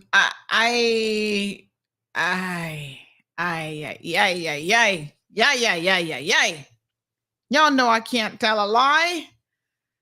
I could tell a lie, but I won't tell a lie. And so, the lie this morning would be like, oh no, she looks perfectly fine. That would be the lie. Good morning, caller. Sandy, you sure that was yesterday, that picture was taken? Because yesterday was super hot. Like I know. Degrees. That's what I heard too. Yes, it was yesterday. It was so hot yesterday, and Sunday was worse. I mean, when I tell you, people were naked, just literal top and pants on, literally burning up. So yeah, it's gonna be a hot summer, Miss Darlene. We're gonna be talking about that in a minute. But yeah, this was apparently this was yesterday, honey chill.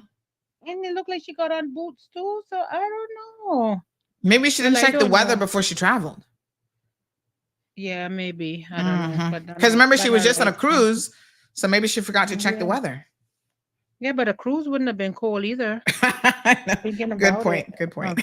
Yeah, but I mean, I'm trying to anyhow, make sense of it. I'm trying to make sense of it. Yeah. Okay, maybe she was cold for her, but it was at least 65 degrees yesterday here. At Yeah. least. Yes. Yeah. So. Ooh, what a scorcher. All right, we'll continue watch. Yes. Thank you, my dear.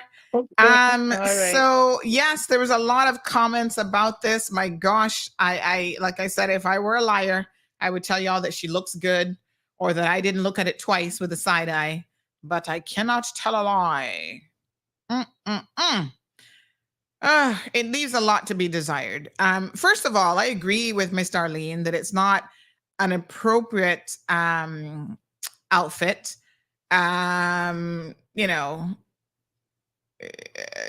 It's just not. It's not appropriate. Thank you. We are says that, they scrapped their plans once they heard that Movado wasn't coming. So Christine says it's very hot.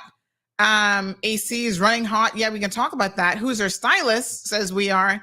I think the problem is that she doesn't have one, and she probably doesn't think that she needs one, and that might really be what the problem is here. I mean, I don't know.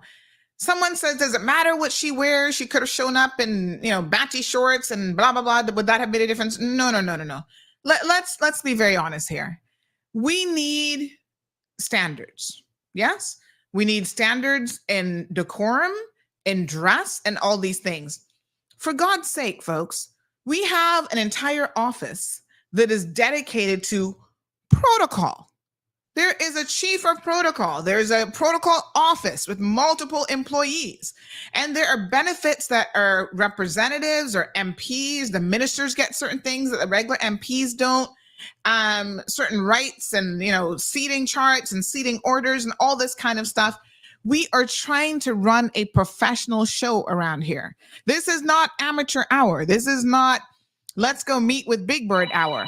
That's not what this is. So yes, there are standards and there are things that you should do in terms of how you look and how you carry yourself, honey Jill. Good morning, caller. Good morning, Sandy. Good morning, dear. Be nice. Be nice now. I feel a bad joke coming on. I don't care what Julie wears. As long as we're not paying for her dress, I don't care. She could go there with a bikini. Anyway, coming off the subject of that, I was reading in the Marlow News where a delegation went to Turks and Caicos trying to soften up the authorities there so that their citizens can be released. How dare the United States go to another country and expect them to change their laws because they're one of their citizens? What is wrong with the United States? It bothers me when that happens. Nobody wants to talk about it because I might lose my visa. Hey, I've been here for 75 years, and I remember when Michael Fay back in the year, just when Bill Clinton was president of the United States, Michael Fay's father went to the United States and he was working there. Michael Fay, his son, went and I think they graffitied some car, scratched some car, and he was convicted in a court of law. And he was supposed to get 4 or 5 canes. He was being caned. Bill Clinton wrote the president of Singapore, I believe that's what prime minister or the president, and told him that, asked him, can you give him community service? The president told Bill Clinton, wrote Bill Clinton and said, listen, we do not interfere with the laws of the United States or any other country. And this is what he's going to get. Yes. And I do not intend to change my laws because to safeguard him. This guy, Michael Fay, had he was the reason why he went to Singapore to his father because he had such a rap sheet, and even his father, Michael Fay's father. Somebody said you should call back because we're not on that subject right now. Oh, Lord have mercy. What a mess. Yes, but we get the point, and we are going to talk about it at some point. In fact, in my Caribbean news group, we've been talking about it, and it's a hot topic in that news group, and I'm trying to arrange a special show on it maybe next week. So stay tuned. We'll definitely spend a lot of time on it. Okay, Sandy. Thank you, my dear. No problem. All right, folks. So yes, as usual, the Americans walk around with a big stick making demands on people that they really shouldn't. I mean, let's be honest. This reminds me of the whole Skylar Max situation. You go abroad, you're going to get locked up abroad if you break the law. Americans, y'all need to get your ish together. But anywho, back to the topic at hand, which a lot of you want to talk about. Yes, so there is a weather consideration. Somebody said, oh, but Sandy, that's still cold.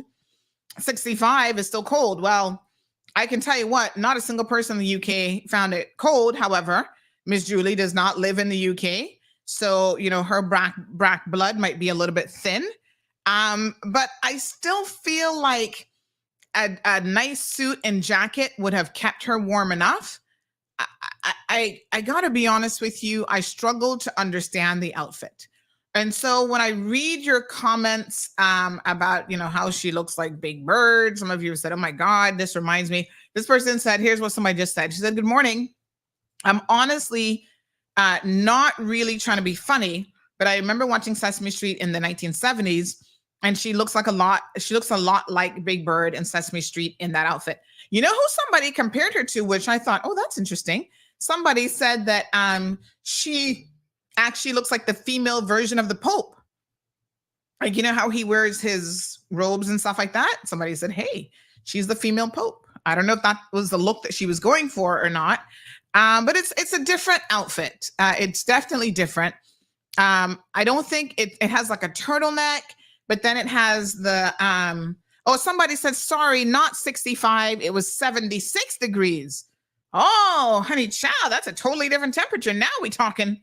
It's cooking out there in the UK. And yes, I mean, honey child, that is very warm. So nobody's going to be spared this summer, which we're going to talk about here in a little bit. So I do feel like the outfit is not flattering for her. It's not flattering for her shape. Now, listen, there's a lot of us carrying around excess weight, huh? Yes, honey child, we got it.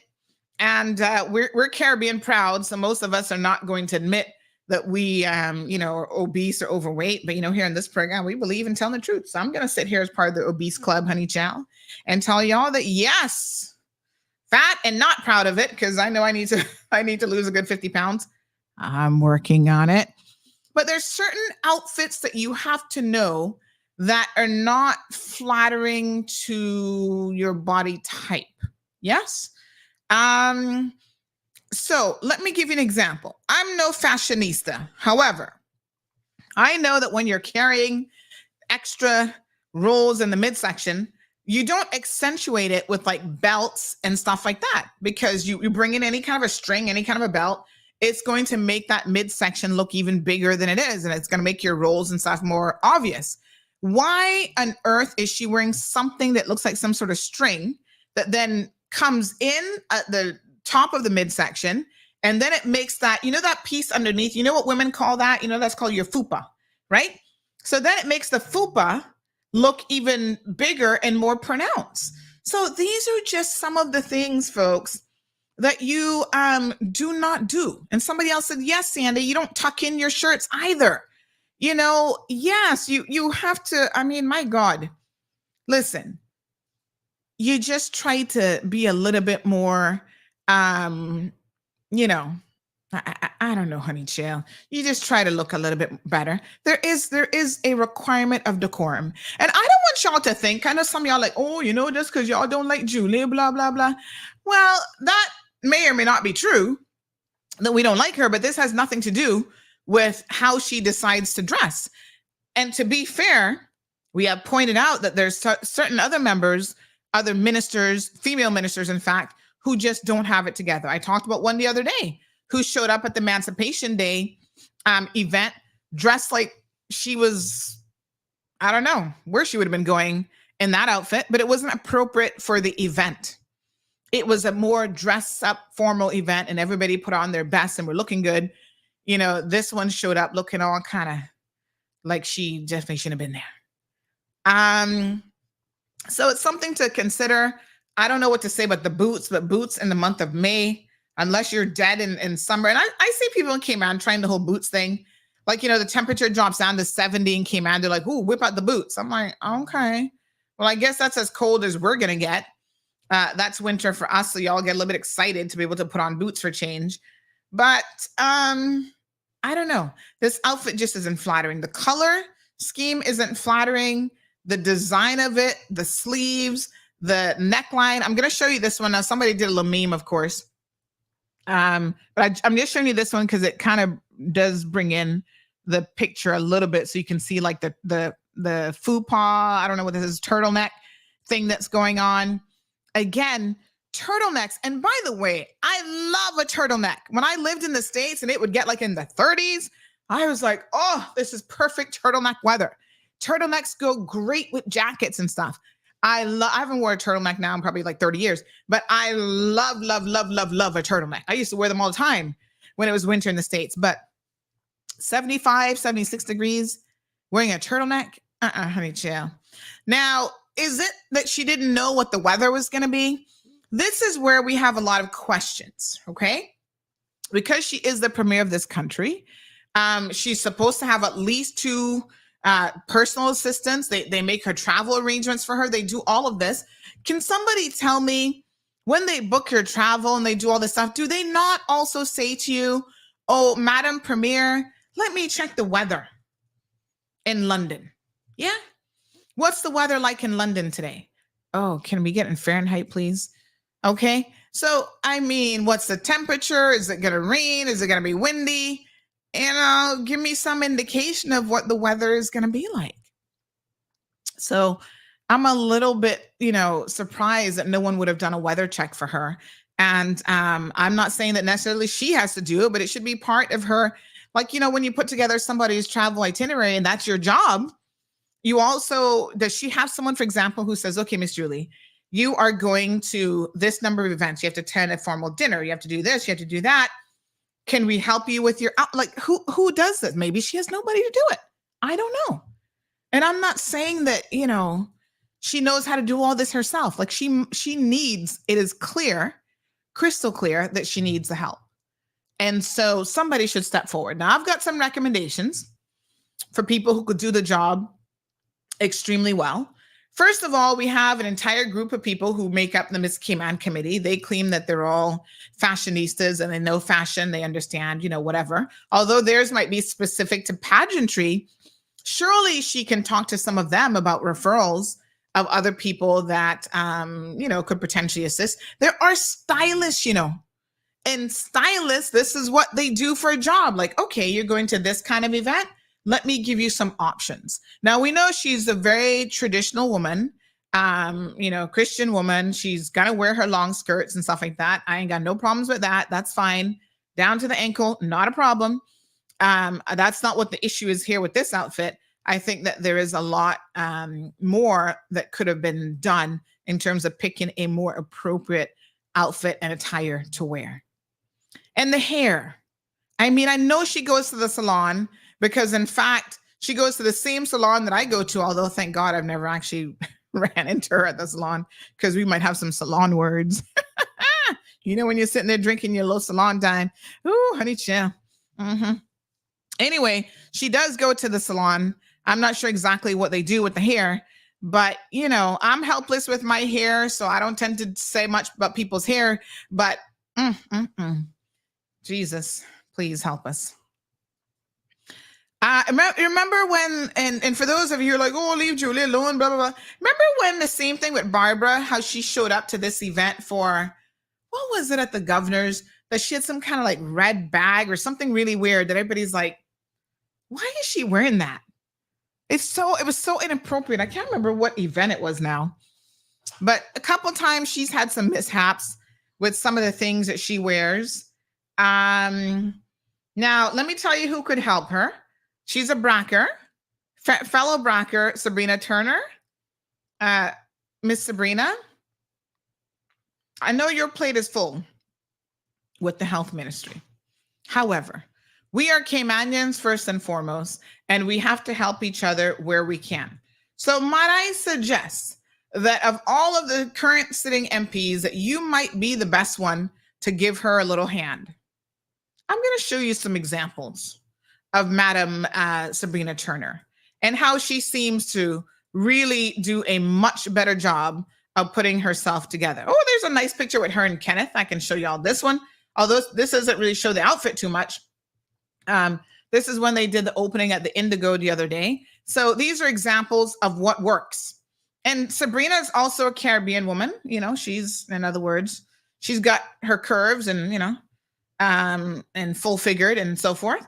But look, yeah, you can be full figured and still look gorgeous. Look at that. I'm just saying, you can be full figured. Look, yeah. She doesn't wear no pile of makeup. She puts on just a little bit of lipstick, looks like, maybe a little foundation to even out the skin. The hair is always on point. She doesn't wear any kind of gaudy looking jewelry. We know Miss Julie. I don't think Miss Julie wears any jewelry at all. She probably doesn't even have her ears pierced. You don't have to. So you can stick to your very strict, I'm guessing these are religious standards. I don't really know. But you can stick to those and still carry and present yourself in a particular fashion. You understand what I'm saying? I mean, all right, let's look at Miss Heather.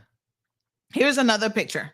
Miss Heather, also a traditional Caymanian woman. You don't tend to see her, you know, wearing no short skirts because that's not her style. That's not what she's going for.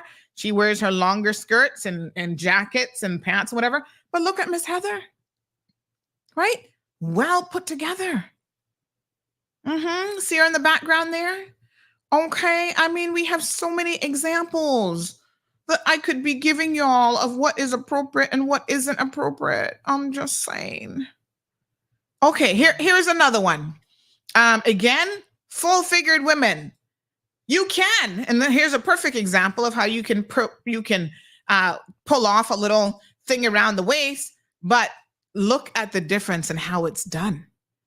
Have a look at this dress, right? So this dress comes in underneath the breast line, because then it allows the stomach, which tends to be the bigger part of us, to still not be cut in half. You see the difference between this using a belted area, but you do it high waist belted, as opposed to this, where you literally have it so low that it's cutting the fat and showing off your fupa, and that just not looking too righted. Y'all see? Two women decide to wear a belted look, full figured women.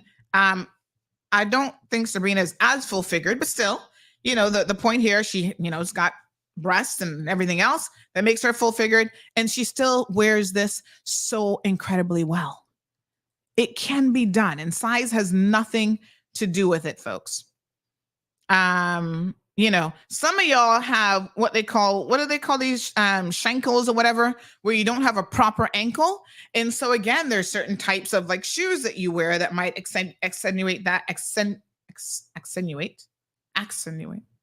a little bit better. Now, y'all know my favorite golden girl extraordinaire, who always looks amazing. Every outfit is on cue, is Miss Mary Lawrence. I don't know how this woman does it. Here, I'm going to show you one more of Sabrina with a jacket look this day. Hold on one second, honey chill. But have a look at this. Miss Mary is in the background of this photo, so she's not the focal point of the photo, but look at Miss Mary. Miss Mary, look at her in the background. She always looks so phenomenal. I need Miss Mary to dress me. Look at the dress. and the handbag and the shoes. And she's just always so dainty and well put together. So all I'm saying is there is an expectation, especially when you're going abroad and you are going to be, meeting dignitaries and others from overseas. Elevate your dress code just a little bit. That's all I'm saying. Don't look like we just roll out of bed and that we don't care how we look. And, the colors don't matter. And but geez, peace. Ay. Now, Miss Sabrina love herself a hat, honey child. She loves to wear hats. And somebody said the governor looking better than Julie even. What a hot mess. I'm not much of a hat person, but I do love that Sabrina has a very thoughtful hat collection to go with her outfit. So here's another one. There are countless examples of how you can get it right.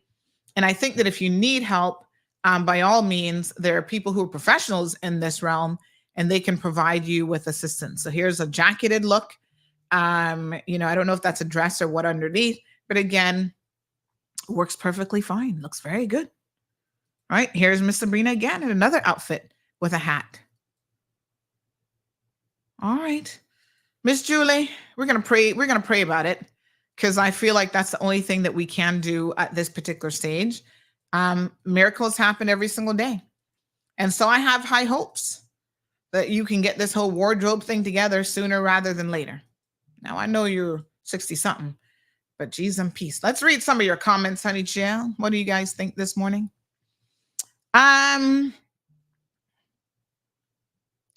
Stacy says she looked really good.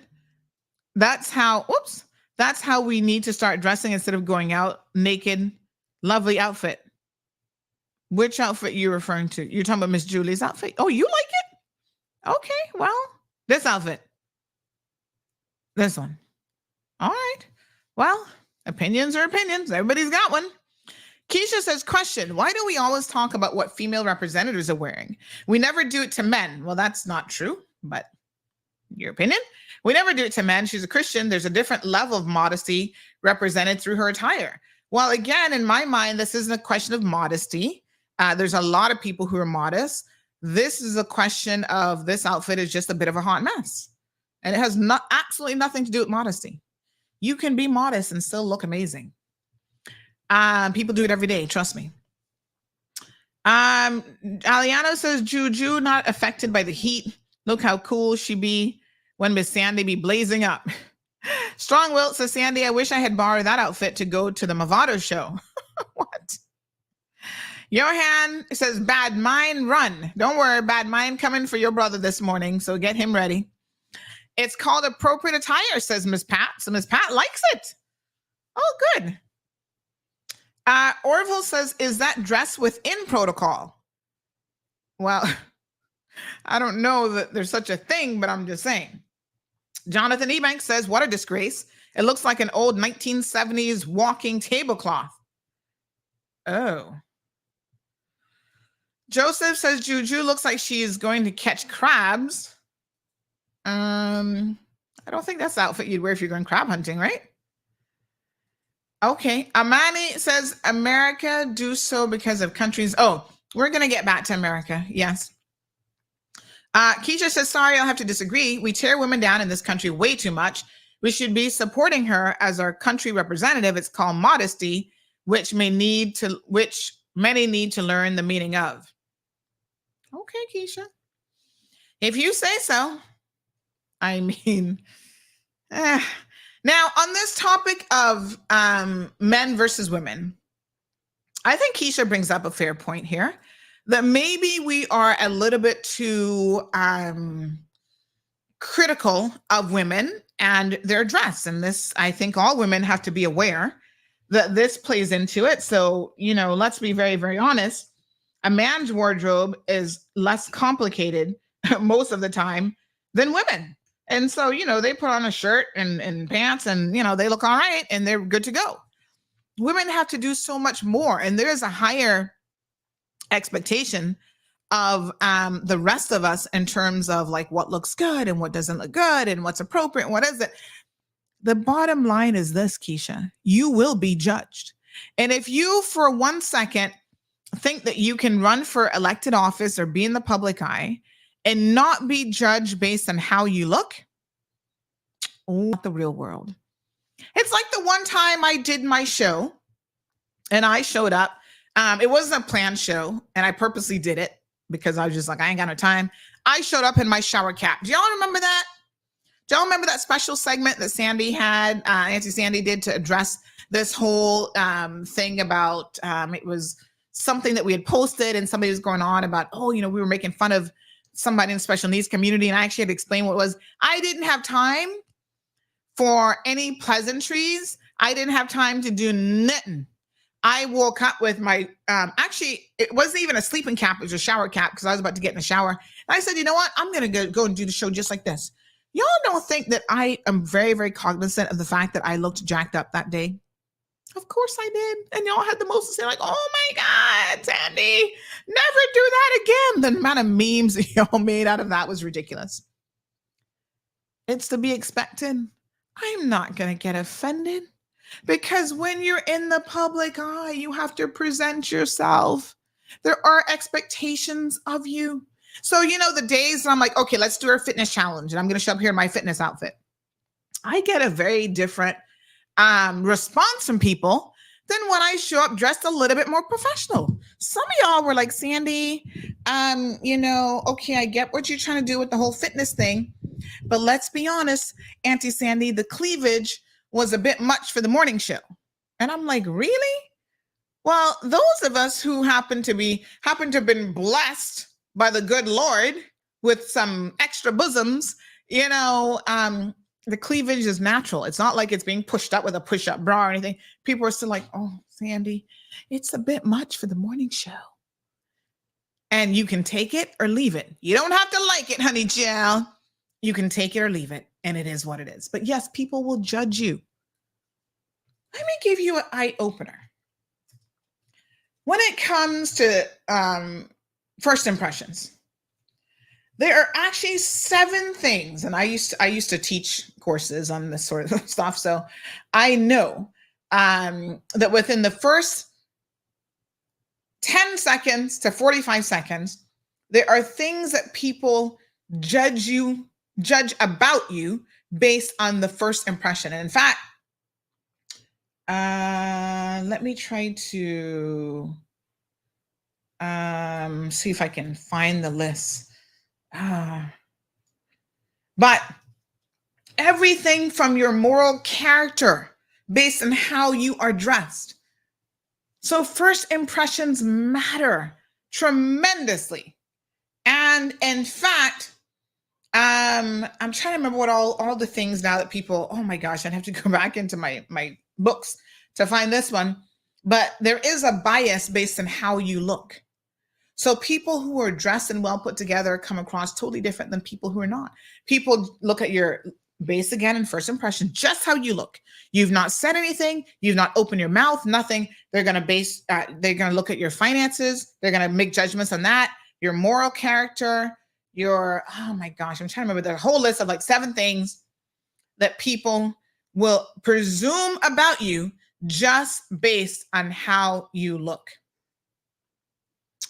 So these are conclusions.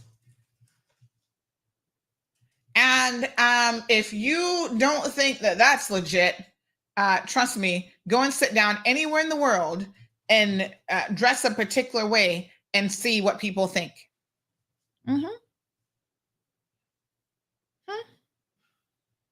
It's actually something called a first impression bias. Now, how do you look at someone and judge their moral character? Well, y'all know how this works. If you see a woman across the street, a Honduran woman walking across the street, and she's wearing a certain type of shoes, and the skirt's a little bit too short, or the pants are a little bit too tight, and they're leatherette and whatever, you're going to say, whose husband, Auntie, whose husband she going to take from them now? And she could be a church-going saint, church-going virgin, but because of how she looked, you made some assumptions about her. It doesn't mean the assumptions are right.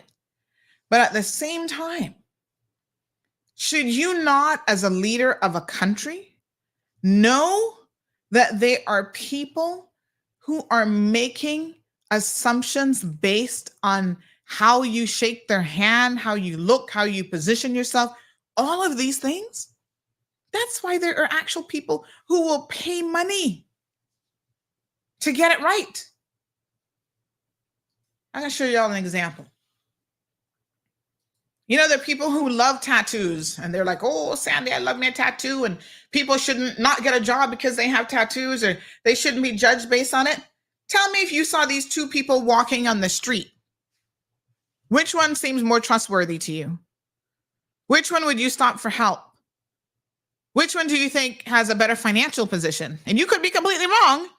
I'm just saying that these are the things that people do. They will judge you. There's a whole science to this. And you get that first impression very, very quickly. In fact, even babies. It's a way to protect babies, how you look. Babies, there's certain faces and certain ways that people look that automatically a baby finds trustworthy. A baby who has no language skills yet, not oral language, I should say, right?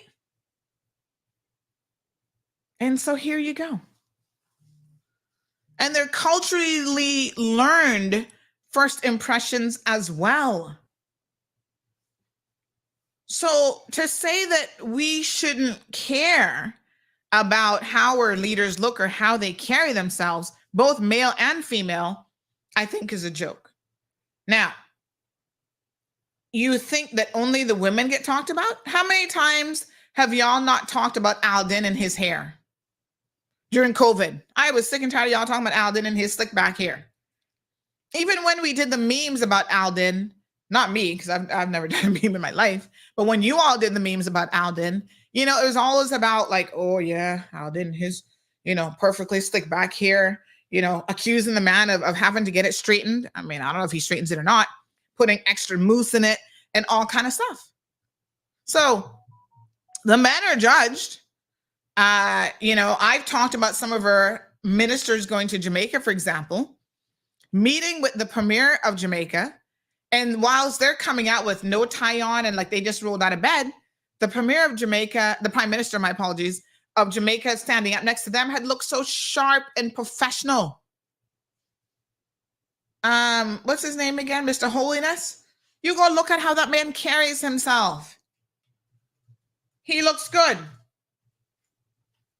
And there's our ministers going to Jamaica, standing up next to him in a photo shoot, and they look like a hot mess. I was like, no, sir. The man stand up there. Every time you see him, let's show you a picture with him and a member of the royal family while we're on the topic, so you can see the difference. The man looks professional. He looks good. Make sure he's got his little haircut. Yes, he's keeping his, you know, natural gray hair, looks like, on the side, but he's still rocking it with a degree of professionalism. I'm just saying, these things matter. It matters how you look. It matters how you carry yourself when you're in certain positions. If you don't want anybody to judge you based on how you look or how you carry yourself, then you better be self-employed. I would recommend that you not be involved in any public forward-facing position, including being the leader of a country. I'm just saying. Aliano trying his luck by calling into the show this morning. Oh, Lord have mercy. Good morning, Alejandro. Yes, Mom. Good morning, Sandy. Mm-hmm. Your picture. I sent your picture, by the way, on WhatsApp. More you check it out. But okay. Man, you see these our members of parliament. I don't understand, male and female. Why both of them can't dress alike? I mean, you see the president in the United States with Vice President Kamala Harris. Come on, check it out. Both of them dress alike. What's so hard with us as Kimanians here in Kimani to do the same? You know, keep the dress attire like simple and straight. Like make it a uniform. I think it would be a lot more easier to discuss. That might not be a bad idea, actually. Thank you. Right, and that's a good solution, I think. Make it mandatory that they wear the same kind of uniforms. Make them go out with the shorts, and with their pants. I think that a revolution had showed that women don't have to always wear skirts and dress. Yep. Anyways. All right. Thank you very much. The question about, giving her leeway to wear, I don't think she wears pants, right? I can't recall ever. Somebody said I missed one show and he's back. Why?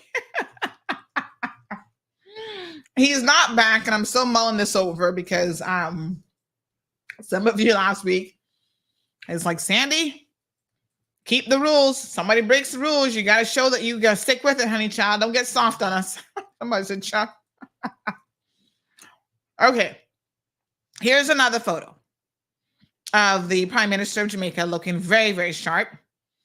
Along with his, I'm assuming that's his beautiful wife. Yes, he is holding her hand. You see the difference? This is a modest outfit. This ain't showing nothing all the way down past the knees, close to the ankles. This is a very modest outfit, and still it is gorgeous. It is beautiful. It is appropriate. Yes, you can be modest and still look good. I don't know who told y'all that being modest means you got to look ugly. I'm just saying. All right. Even Miss Portia. Yes, look at Miss Portia with former Prince Harry. Let's show this one. This is a nice little one too. Miss Portia looks beautiful. Again, very appropriate in her attire. Nothing wrong with this dress.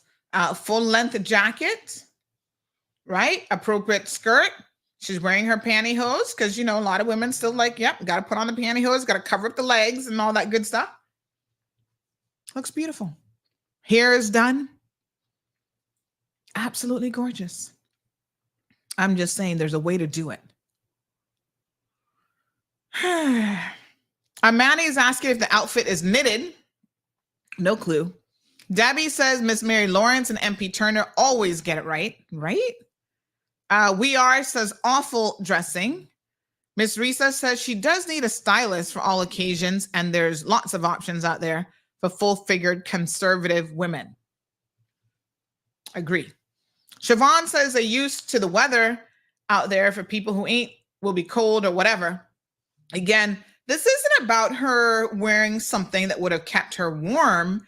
It's just that this outfit doesn't work in any way, shape, or my apologies, in any way, shape, or form. Absolutely right, says Miss Sue. Wear what suits you, especially when you're voluptuous. Faded Mary Jane is just laughing. What Johan talking about? Real bad man. What? Real bad man. Not business, but no fupa. Miss Sue says that yes, there's great styles for bigger women. Marshall says the outfit is perfect for Halloween, but not to go out and meet with anyone overseas. Keisha says men tuck in their big bare belly all the time and make it hang over their belt. I don't see anybody saying anything about that. Well, trust me, they don't look good. They don't look good when they do that. You know what is so interesting is I was actually saying to when I was at Health City on Saturday, we were talking about this epidemic of 70% of us being so unhealthy that, in fact, we have these lifestyle diseases, right? Diabetes, high blood pressure, cancers, all this stuff linked to our lifestyles because we're overweight, we're obese, we're unhealthy. And we started talking about our ministers and our MPs and trying to pull out, of the 19 of them, which ones would be considered, quote unquote, on the healthier side. Let me just tell you, it was hard to even identify 5 of them out of 19 that would be considered healthy. I would challenge anybody this morning, pick 5 of our MPs that you would say are healthy. I'll wait. 936-2626. Michelle, good morning. Says, aren't there a few local designers who can offer assistance in creating a custom-made, flattering, and appropriate suit or dress for these occasions? I'm sure there are. I mean, we do have Caymanian designers and stuff, so I don't know. Marshall says she's too short and thick to be wearing outfits like this. Who the hell is her stylist? That's an interesting point. Even your height and stuff, you know, there's certain things that look better in women who are taller and of, you know, even if they're bigger. These are things that need to be considered. Duke Marin says, typical Caymanian problem, always wasting energy over petty stuff instead of focusing on more sensible issues. Well, we address a lot of sensible issues, but I think the fact that so many people have an opinion on this dress should say to you that it's problematic and how they feel like they're being represented. All right. Yes, the La Ceiba flight has been canceled. We're going to talk about that here in a second as well. All right. Symphonies of the Seas says, with all the money that she has as the richest lady in Ireland, well, she's not the richest, but anyway, she has enough. She should be up to par with every trend and weather. You'd assume girl was dressed like a squash on vacation. Oh my God. Gabby says, no, they don't. I did. So we're talking about the Honduras flight in just a second, Gabby. Mr. Dean, good morning. Says, if gets a stylist, that more money from the public purse. If she gets a stylist. No. We shouldn't be paying for that. I mean, listen, she should pay for that herself. Faded Mary Jean says, listen, the outfit was horrendous. It's not hate, it's facts. She looks like a badly peeled banana. Don't like it. Dominique says next. Pat says your attire is part of your presentation of the Cayman Islands, not just yourself. Risa says MP Turner always dressed well before becoming a politician. Miss Heather looks really nice, says Siobhan. Keisha says there are thunderstorms surround the island like hello. If the plane dropped out of the sky. All right, we're going to talk about the Honduras situation. Johan says Auntie Sandy about to get Sabrina fired with this segment. What a hot mess. Jennifer says she needs a stylist for True. So let's do a poll question today out of her own money because we ain't paying for it. And I think when you're making that kind of money, you can afford a little bit of help. Nothing wrong with asking for help. And you know what? There's up and coming young Caymanians who probably would even style her for free. Like, I mean, I don't think she might have to pay for it, but I don't know. Do you think Premier O'Connor, I don't know why she keeps this double barrel last name. Oh my God, O'Connor Connolly. Nobody ever spells it right either. The two O's in the first name or the last name, the two N's. Oh my gosh. All right. All right. So the question is going to be, do you think she should hire a stylist, basically? Whoops. Multiple choice. Should hire a stylist. Yes and no. Okay. We'll put up the poll question. Go vote in the poll. It would be interesting to see what you guys think about it this morning. All right. So that's the poll question. I will send you all the link in the comment section if you want to link directly. There we go. What you do to represent the people, you must do when you ask to represent the people, says Ms. Pat. When you ask to represent the people, you must do so appropriately. Good morning, caller. Yeah, good morning, Auntie Sandra. Morning, darling. How are you? Yeah, not bad at all.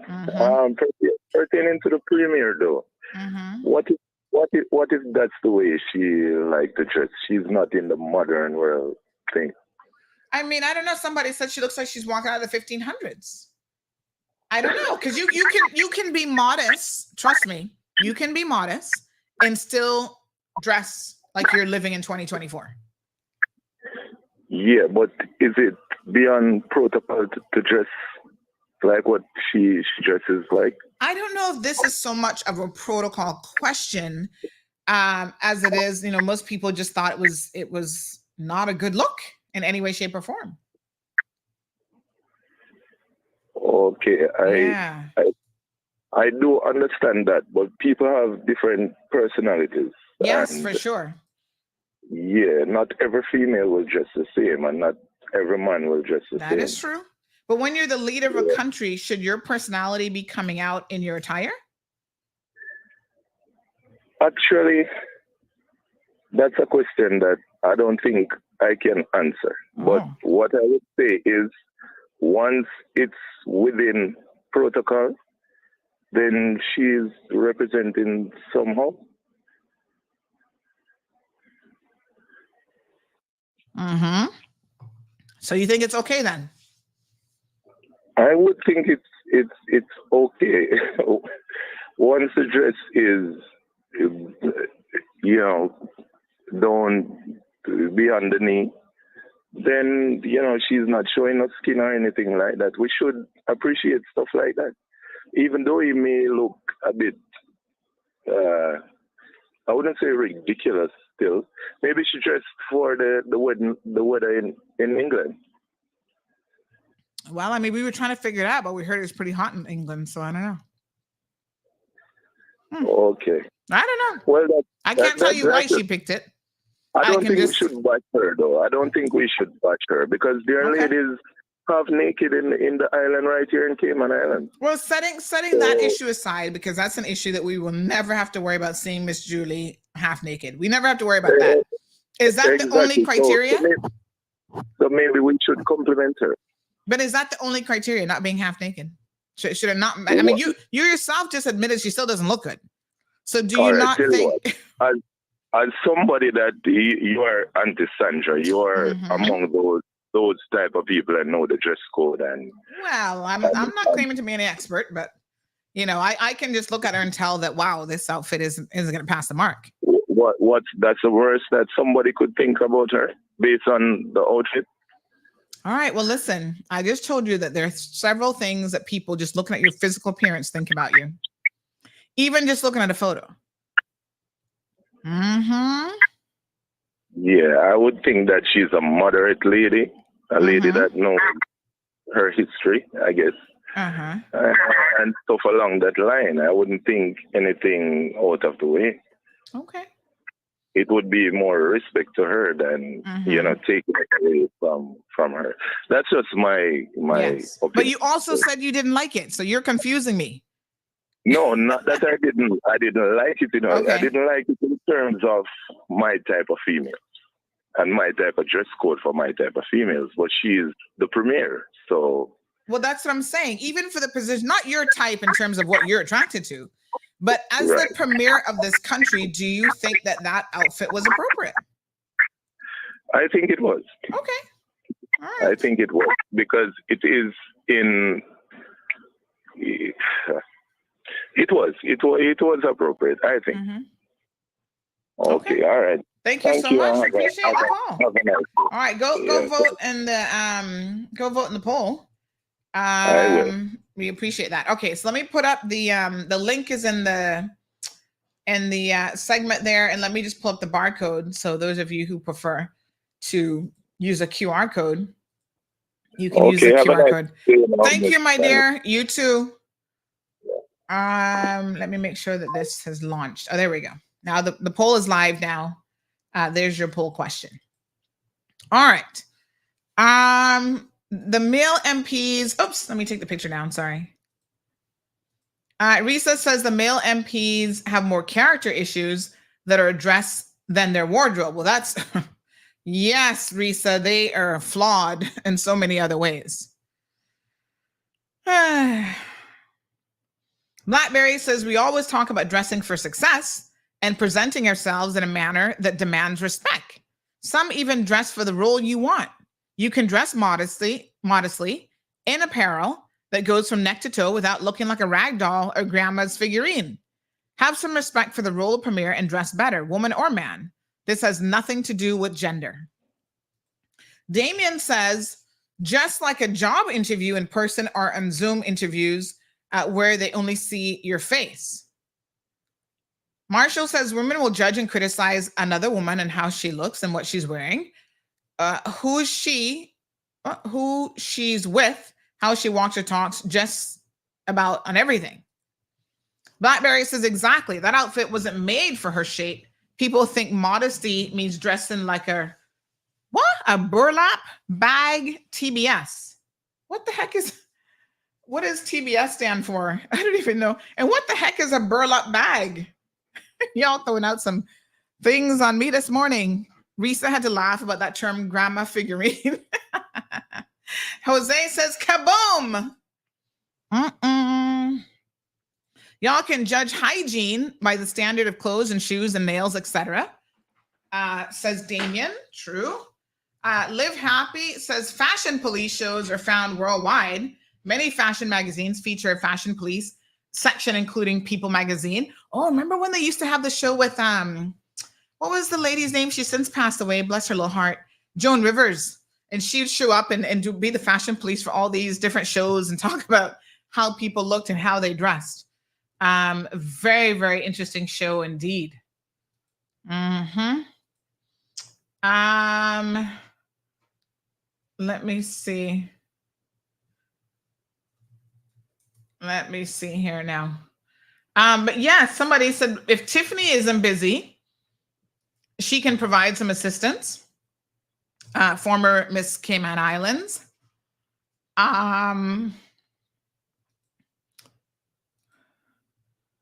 Anthony says, I just spit tea out my nose on 2 people on hearing showing off the fupa.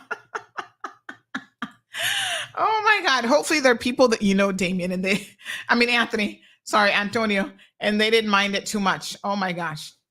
Strongwell says, I love Mr. Holiness, very sharp, always looking. And his wife, she's the first lady of Jamaica. She always looks very, very professional as well.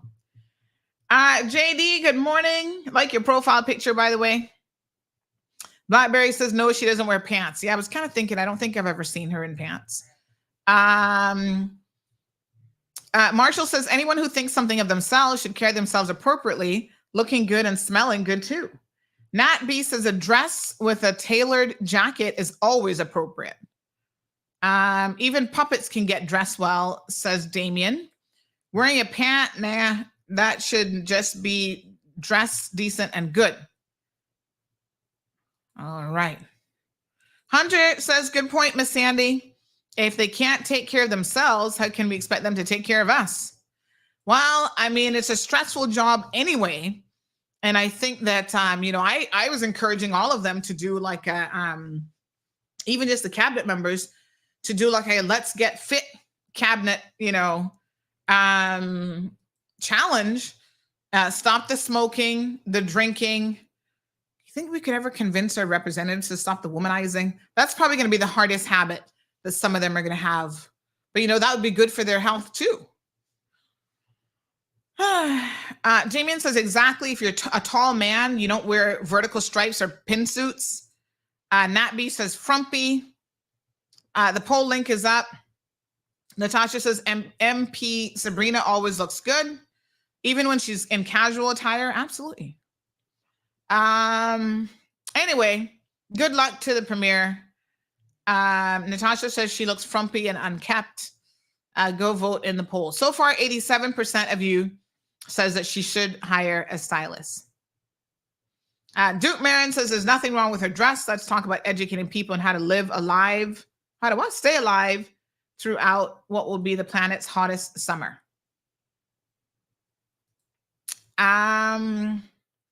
We're not saying that we're paying for it, Rachel. We're just saying, does she need one? Not on our dime, because they make enough money. But Rachel goes on to say, and why does the country need to pay for another salary to style and dress our premiere? There's a dress code, has been for hundreds of years, when meeting and rubbing shoulders with high society. Even Bridgerton shows us that. Oh my gosh, they have wardrobe specialists on all these shows. Siobhan says, Miss Sandy, that link doesn't take me to the poll question. I think it's live now. It wasn't live, so try it again, honey Chell, and I think you should be good. All right, so go ahead and vote. Faded, Mary Jean says, dude, no. Dress like this when you're home in your own living room, not when you're out. You are the face of the country. Natasha says it was cooking yesterday in the UK. Good morning. Are you calling the show this morning?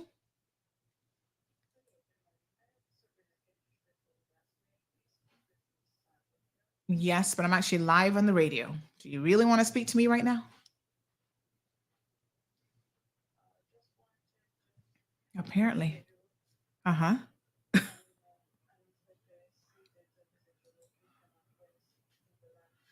Okay.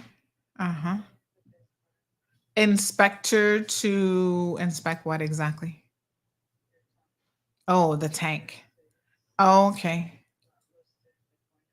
All right. They can come anytime between 7 and 3 o'clock in the day. All right. Thanks very much. I'm not sure if she heard me when I said I was live on the radio. But big shout out to Home Gas, Honey Chow. They're calling to do a tank inspection. Yes, sir. Make sure there's no leaks and it's not rusted. Y'all go on through. Well done, Home Gas. Well done. I was like, inspection for what though? At first I was confused. But I'm like, I'm on the radio. She paused and then she kept talking. I'm like, okay. All right. Raymond says, why everyone keeps talking about modesty? That was never the point. It was factually her outfit was not appropriate for her period. The second point was that she should have had someone on her team to say, hey, let's reconsider this look. I wonder if she's there with anybody else. Does she take people with her when she travels? I mean, even the governor probably could have looked at her and said, "Ooh, honey child, please don't wear that to meet the minister of what's his name? What's his official title? Understudy minister, or whatever the heck his title is." She might have said, not so much so. All right. Anyway, y'all go ahead and TBF means to be frank. Oh, thank you. You learned something new. All right. Someone drank the Haterade this morning, says Hunter. A lot of good energy wasted on a bad look. Perhaps a photo in a different angle would sing a different song, says Mr. Denver. We are says, does it mean TBS? Total BS? Oh my gosh. Marshall says dressing modestly does not mean like dressing like a mummy. And I don't mean a mummy as in your mother, but a mummy, like that mummy. She looks like an Indian chief, says Miss Anna. Oh, an Indian chief. She looks like Medea, says Strong Will. And Medea purposely that character goes out of the way to look a particular way. Deandra says, good morning. She needs more than a stylist, to be honest. Does she have a PA? If so, they can assist her. Well, you have to be willing to take advice from people, I suppose. So, oh my gosh, Melanie Hulse, you did not post that. Oh my God. Woo, honey chow. Melanie was feeling particularly salty about the outfit.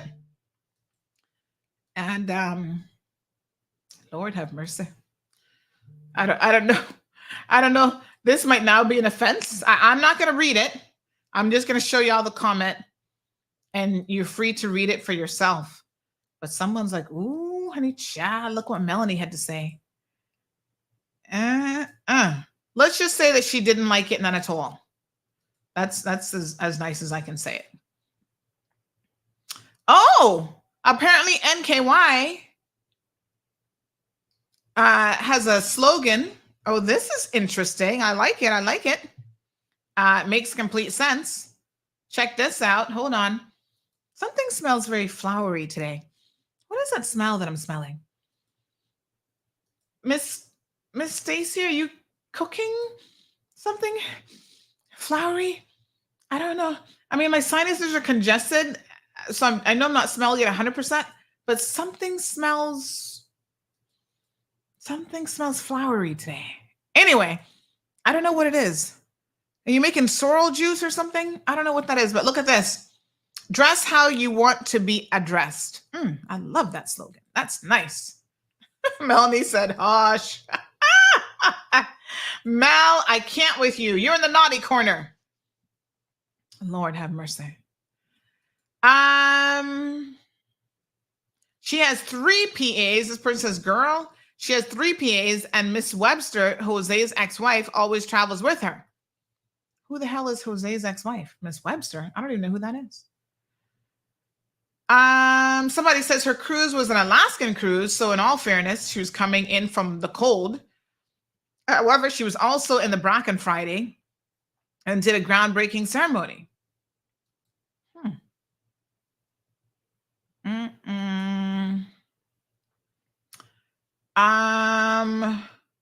Burlap is the same material used for animal feed. Oh, geez, and peace. Remind a caller that even the former queen, who dressed very modestly and conservatively, never looked like that. That is true. Queen Elizabeth was a very, very conservative woman, of course. Conservative shoes. There's certain types of shoes that she just never wore. And she always looked amazing. Wow. May she rest in peace. But yeah, she always looked very much on point. This person says, idiot. I wish some of these people would have their say in their own country and leave Cayman alone. Oh my gosh. No, son. I was stunned to know Judasana is only in her early 60s. She looks older than Heather Bodden, who's nearly 10 years older than her. What? What? Heather Bodden is nearly 10 years older than her? How old is Miss Heather? She is? How old is Heather Bodden? Wait a minute. You're kidding. That can't be right. Heather Bodden. How old is Heather? Let me see if I can tell from her. Does she have up her age on Facebook? A lot of women don't post their ages, but I mean, so Heather is almost 10 years older than Miss Julie? Are you kidding? Wow. I must say I'm surprised to hear that. Huh. Heather looks like she's probably 20 years younger. Anyway, this person goes on to say Judith needs to start from the beginning. Facial, pedicure, and modern hairstyle. Then she needs to invest in some foundation garments. The foundation makes the entire outfit. Then we go to styling her with clothes and shoes. No more Crocs ever. Hot mess. All right, let's try to move on. People are really up in their feelings.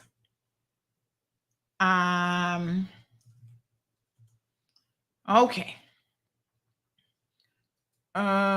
Where is Salida when we need her, says this person. Good morning, Miss Sandy. We know that someone has the iPhone. We ring it and they hang up. Oh, so there's an iPhone that was lost this weekend at Smith Cove. If you have it, please turn it in.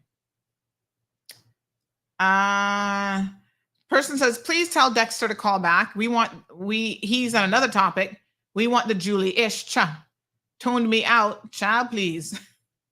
They don't want any help. The former premier should be included in that. They're saying former Premier Panton also would not take any wardrobe advice or help from anybody.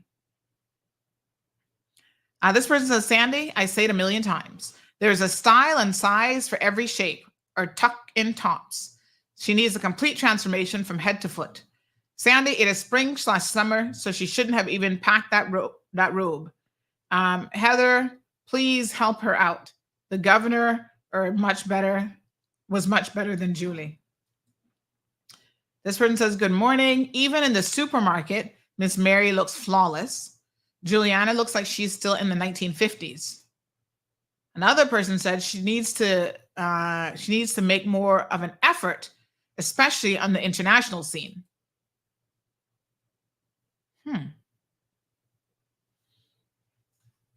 Interesting. All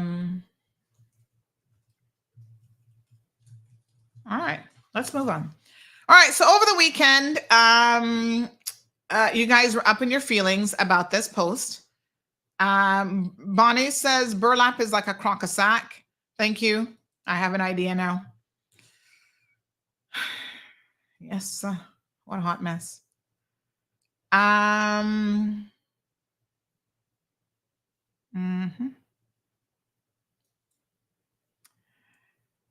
Okay.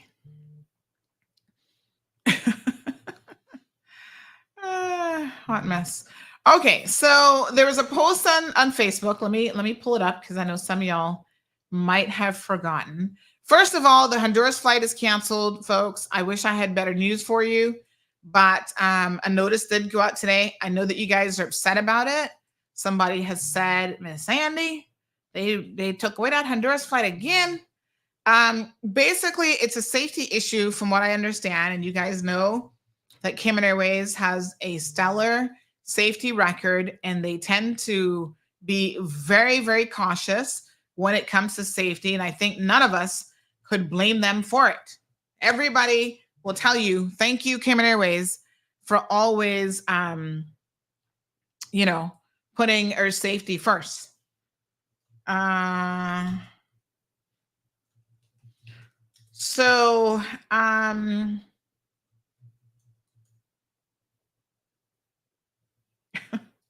All right.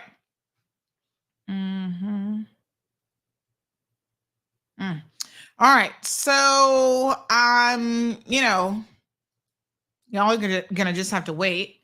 What I understand is happening this morning is that the flight now, because of smoke coming in, somebody said earlier it comes in from the mainland. I don't know what they're burning on the mainland that's causing the smoke in La Ceiba, but said canceling the flight from Honduras this morning, but this time after we check in and we're waiting.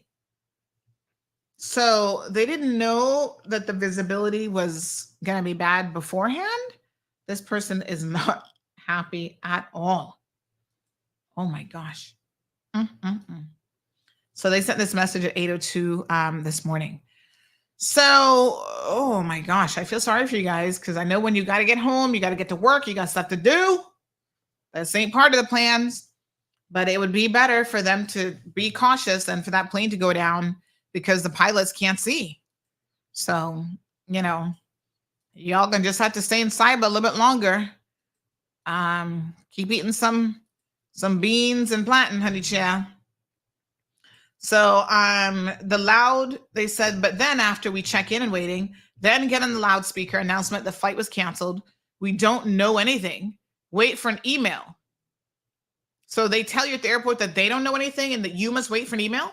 So Cal is going to get the annual award for the worst customer service, says this person. Now having to work for a living, I lost a whole week of pay and hoping after I check in for the third time this coming Friday, they may or may not cancel the flight. WT. Wow. Well, I'm sorry that this is happening to you guys and this has put you in a predicament. But again, I think Cayman Airways is just trying to be extra cautious. I mean, what are you going to do? Tell me what's happening in Honduras with the fires. Let me see if we can get anybody from the news agency there. Let me call one of our partners in Honduras News and see what they got to say. Honey child. Buenos dias.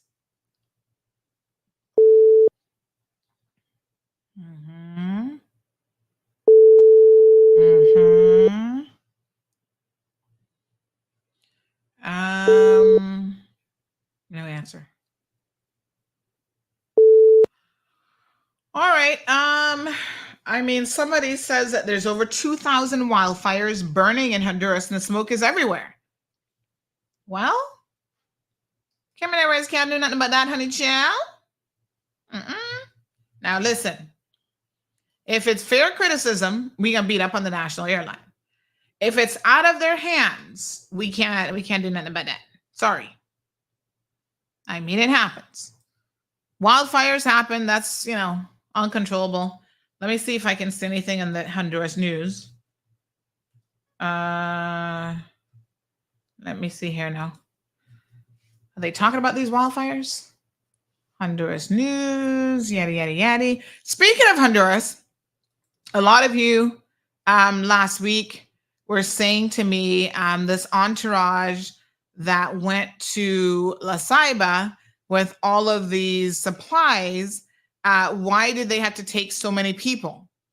I can't answer the question, but I know a lot of people were there on the flight. Even McKeeva went with his cane in hand. And so, you know, I can't tell you why all them had to be there. I don't know, honey chill. I just don't know. But all sorts of people were there. And we had the Minister of Tourism. We had the Minister of Health. We had board members from Health. We had Minister of Planning. We had the Health Minister, obviously. That makes sense for her to be there. And a whole contingent of other individuals who were like, I'll show you all the picture here. But, you know, on the one hand, I kind of said, well, I guess if the plane is going, they're chartering this flight undoubtedly. I suppose it doesn't cost an ounce more if the plane is full versus empty in terms of what they're going to pay for the plane, right? For the plane ride there. So I don't know how I feel about this. I'm a little bit torn, but they went over with a contingent of individuals to deliver supplies to the poor people there in Honduras for their temporary hospital. Oh, that was Rotan. My apologies. Yes, that was Rotan. The Bay Islands. So remember they had the hospital that burned down? And so, yeah, there was a few people there that I was kind of questioning. They're not a government official. They're not a minister. They're not on the board. Why were they there? But you all know some people just like attention. So let's not give them any more attention. Yes, they were there. And if you know, you know. If you don't know, well, too bad for you. What can you say? Ozzy, was that you sitting on the plane in first class? No doubt. How Ozzy looking a little bit younger? Did somebody turn on a filter on Ozzy? Because his head looks a little bit too smooth in this picture. I asked Ozzy about this photo. Tell me now if this doesn't look like he's been filtered, Snapchatted or something. Look, his face looks a little bit like somebody put a makeup filter on him. I don't know. And he sat right next to McKeeva? What? No, honey. What? Wow. Strange bedfellas. I go and ask him. You sat next to Matt? What? Yes, sir. And then we see the minister there of tourism behind him. They were in first class. Who's this lady taking the picture? Miss Sophia Dixon. She's from Honduras. And then they had footage of them getting on the plane. Tavis, you went too? Lord Jesus, how many of y'all really did go? Well, he's on the board, so I guess that makes logical sense. But I saw people there who were not even, have no connection at all with you know, the Ministry of Health or anything, and they were there. So I don't know, just weird. Like I said, some people just, you know, like to be in the mix with everything, honey chill. Yep, I know she was there, honey child. You're not gonna tell me. I can see with my own two eyes. Mr. Dean says the crop fields are being burnt to tilt the soil for the summer to plant new crops. Oh my gosh. So I'm gonna make a suggestion to Cayman Airways. Two things you can do, because obviously people are flying through La Ceiba and then they can't get out. They're flying to the Bay Islands. My suggestion is, I don't know if you want to cancel the flights until they stop this burning or whatever it is that they're doing. But at the very minimum, advise people. Like there should have been, this is where, you know, I'm a little bit like, okay, y'all need to up your PR game a little bit, Cayman Airways. There should have been an advisory to all of the Cayman Islands that, listen, This is one of her destinations, but this is what is happening in Honduras at the moment.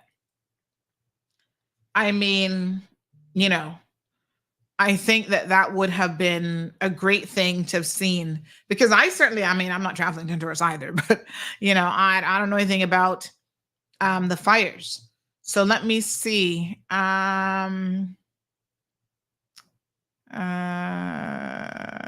So here is a picture that was just taken this morning. This is by a guy there in Tegucigalpa, and he just shared this on his social media. I'm going to show it to you guys. The visibility does look bad, even in Tegucigalpa, to be honest. And he has the following comment to make. He says here, a fascinating snapshot of life in Tegucigalpa, Honduras, a place famous for its high murder rate. But I met so many really nice people there. You get to see that there's a huge problem with air pollution, bad for your health, bad for conditions for photography. And so he took this snapshot showing, as you can see in the background, like you can even barely see the hills and stuff like that because it's so foggy. Interesting. Good morning, caller. Morning, Miss Sandra. How are you? Morning, darling. How you doing? Yeah, no, but that's smoke in Honduras. That's a yearly thing. What happened after the farmers, they go and they burn the field, because that's biblical too. You burn the fields after to get a new crop. But they do it every year. But what happened? Cayman Airways should try and fly to Rotan again, like before, which I know the story about that, but I'm not going to go there today. But what I'm saying, it's easier for them to go into Rotan, and then because it's a shorter flight back from Cayman, from Rotan to Cayman, then from La Ceiba to Cayman. But that fire, they be burning for weeks. That smoke be burning for weeks, because the last time I was down there, that was burning for weeks. And you see that coming from far, far up in the mainland, because all of them, sometimes they even burn it. The farmers in La Ceiba even burn as well to get new crops. When they're ready now, they're going to plant. After this fire is over, hopefully they're going to get rain and then they'll plant. But if Cayman Airways would fly back into Rotan, which what happened with that Rotan flight is politics, a bit of politics, but what has happened, the people that is coming to Cayman, they would have to fly from Rotan to La Ceiba on the Honduras airline and catch Cayman Airways. What happened if the people coming from Cayman and going to Rotan or Guanaja, they go to La Ceiba and then they got to catch the Honduras planes to go into the Bay Islands. Whereas if Cayman Airways flowing to Rotan, they drop off the Rotan people, the situation would have to be reversed, because the people that is going to Ceiba, they would have to catch the plane. Just temporary for this smoke condition until it's clear up. And then they can go back into La Ceiba. But, in fact, the planes, those Honduras planes, they fly much lower than Cayman Airways anyhow.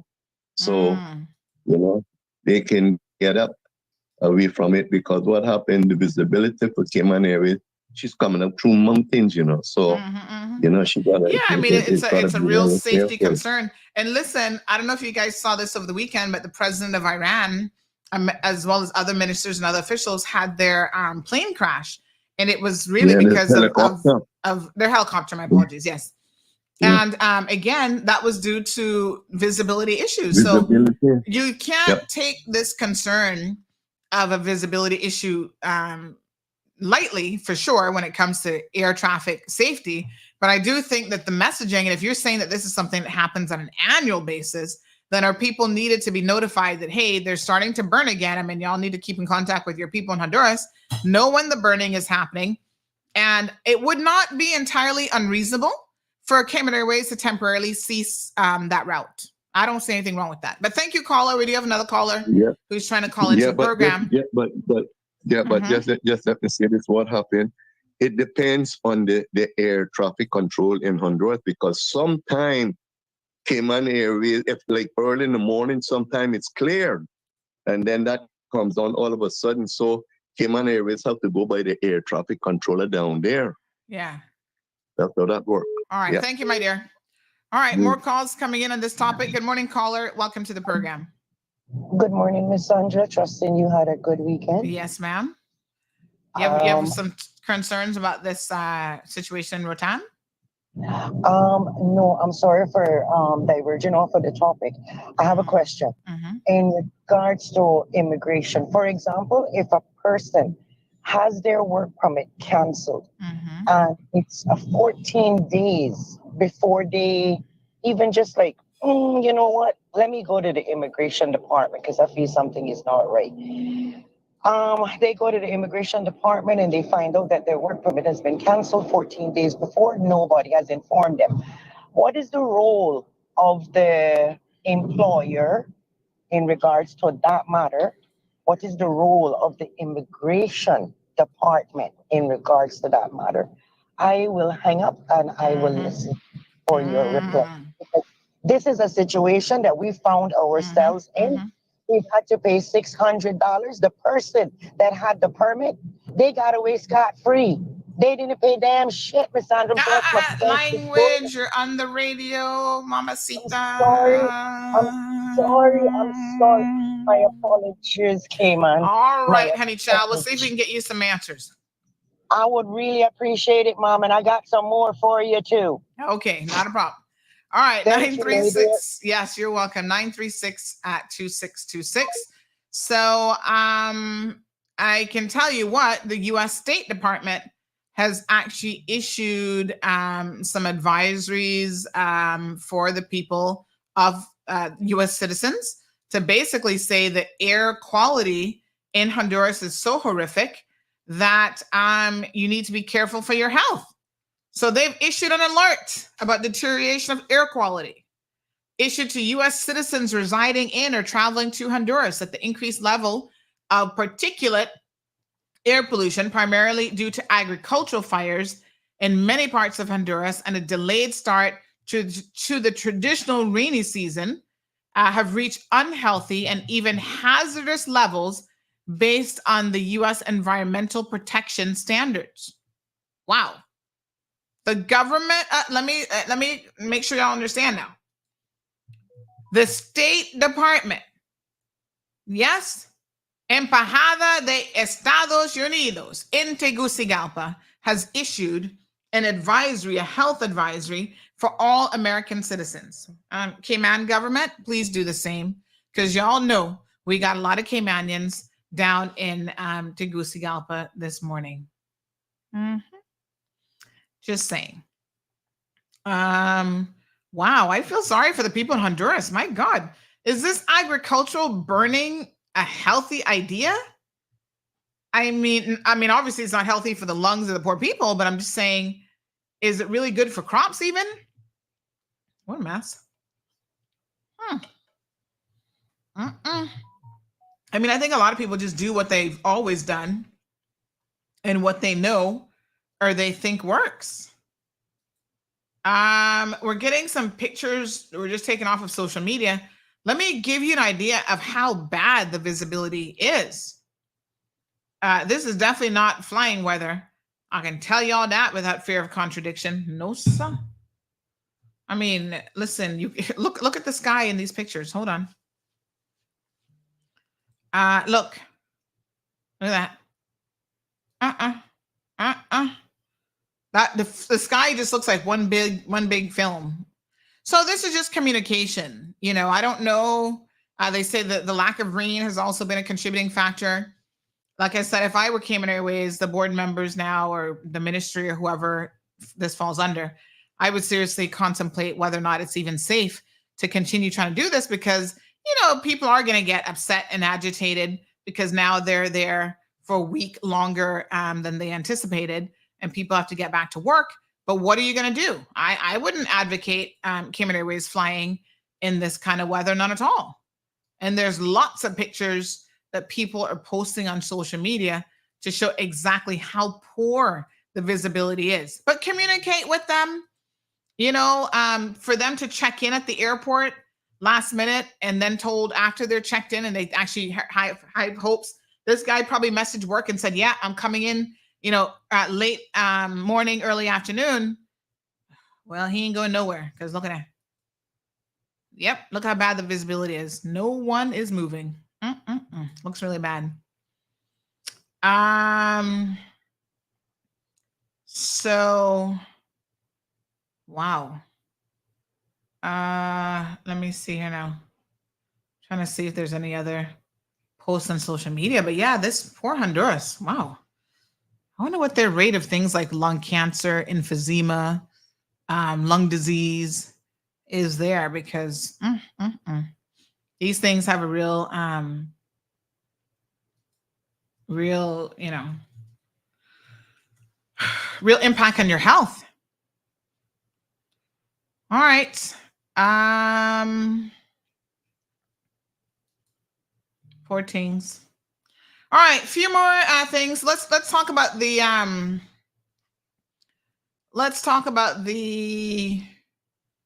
turtle. So somebody sent stingrays. Sorry. My goodness. Gotta get the things right. So someone sent to answer that person's question, someone has said that it is the employer's responsibility, but you know, there's no accountability. So when they don't do it, nothing's ever done to the employer, which is quite unfortunate.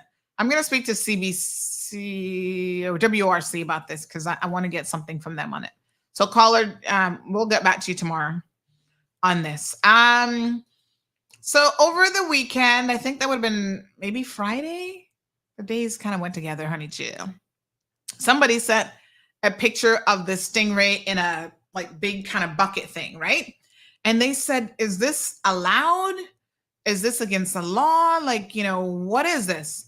And our first response, I can't tell you verbatim, but it was something like, you know, if they are being mistreated, if this is what it looks like, then this should be a very, very serious offense. It should be a jailable offense. Well, you know, all of our good friends got in the comment section, oh, well, this is not real journalists if you didn't find out what was really going on with the stingrays and blah, blah, blah. You know what? Great. You're absolutely right. Mr. What's his name? McDermott or whatever? Is that what his name was? I can't remember his name now. He was going on and on and on and on. Oh, well, you know, you guys should do better. No, CMR. Yes. Let me just bow to you right now. Let me cop up that we should have done a full-fledged investigation. We should have called DOE. We should have called the police saying there's an accusation here of animal abuse with the stingrays. What are you guys going to do about it? And then they would have said, well, Sandy, we don't know. And then somebody else would have said, okay, so we put the post up there. And within 2 twos, somebody said, nope, that is an annual DOE study. And, you know, whatever, the stingrays are fine. It's not a big deal. So Mac McDermott, whoever you are, says, don't forget anything on CMR. First of all, don't forget anything on CMR. Shouldn't it be don't forget nothing on CMR? But anyway, I'm not going to correct you because you are the holy grail, sir. I bow to you this morning. I'm just a simpleton, Caymanian living in the bushes. I don't know what's going on. Nope, I don't have 3+ degrees. I am just dumb and stupid, and I'm going to bow to you. He says, don't forget anything on CMR does not come from a position of intelligence or education. It's purely emotion and sensationalism. There you go. Thank you, sir. Now, let me ask you a question. Because he says, oh, the people in the photo are completing the the yearly stingray health check. What are you doing on CMR? If we're so dumb, we're not intelligent, we're not educated, it's all emotion and sensationalism, why are you even on our page? I mean, I'm just curious as to why you're there. Now, I've heard of Guy Harvey like doing stuff, but I'll tell you what I didn't see in that picture. There was no indication of anybody wearing any kind of like a uniform or anything to say that.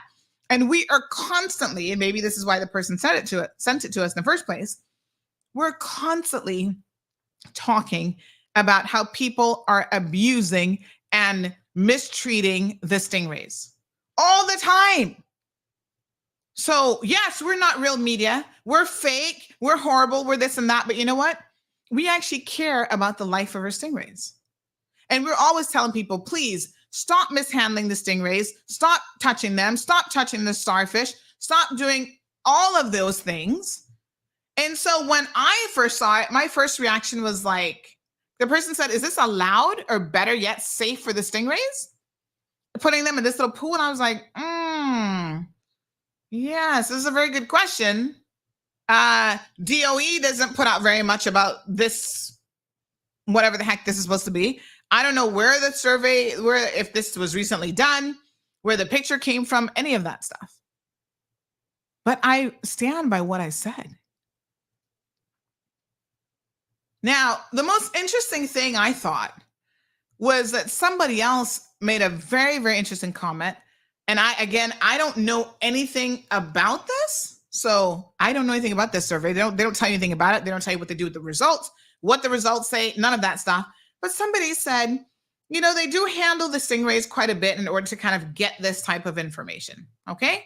What do they do with the information? Because they've known that stingrays are sick or they're having a problem and nothing is ever done. And so they have a question about why are you even doing this survey, stressing out the stingrays, and then when they need your help, they don't get it. Yes, that's a completely emotive post. And what I'm saying now is completely emotive because I care about the stingrays. So every single time I do a post about don't touch the stingrays, don't take them out of the water for your photo opportunity and all this kind of foolishness, right? Every time I say don't touch a starfish, yes, that's emotive. Sensationalism, oh my God. And your point would be, okay. Mac McDermott, whoever you are, so where is he from? Mosley Park School? I don't even know where that is. We have never seen you comment on anything. Not to say this is not an important topic, but let's be quite fair and honest. We have, over the years had many, many, many important topics. And we have never seen you engage in any of that stuff. So I'm curious as to where you've come from. Okay. Maybe you're part of, says he's with Pirate Divers. I'm going to do you a favor.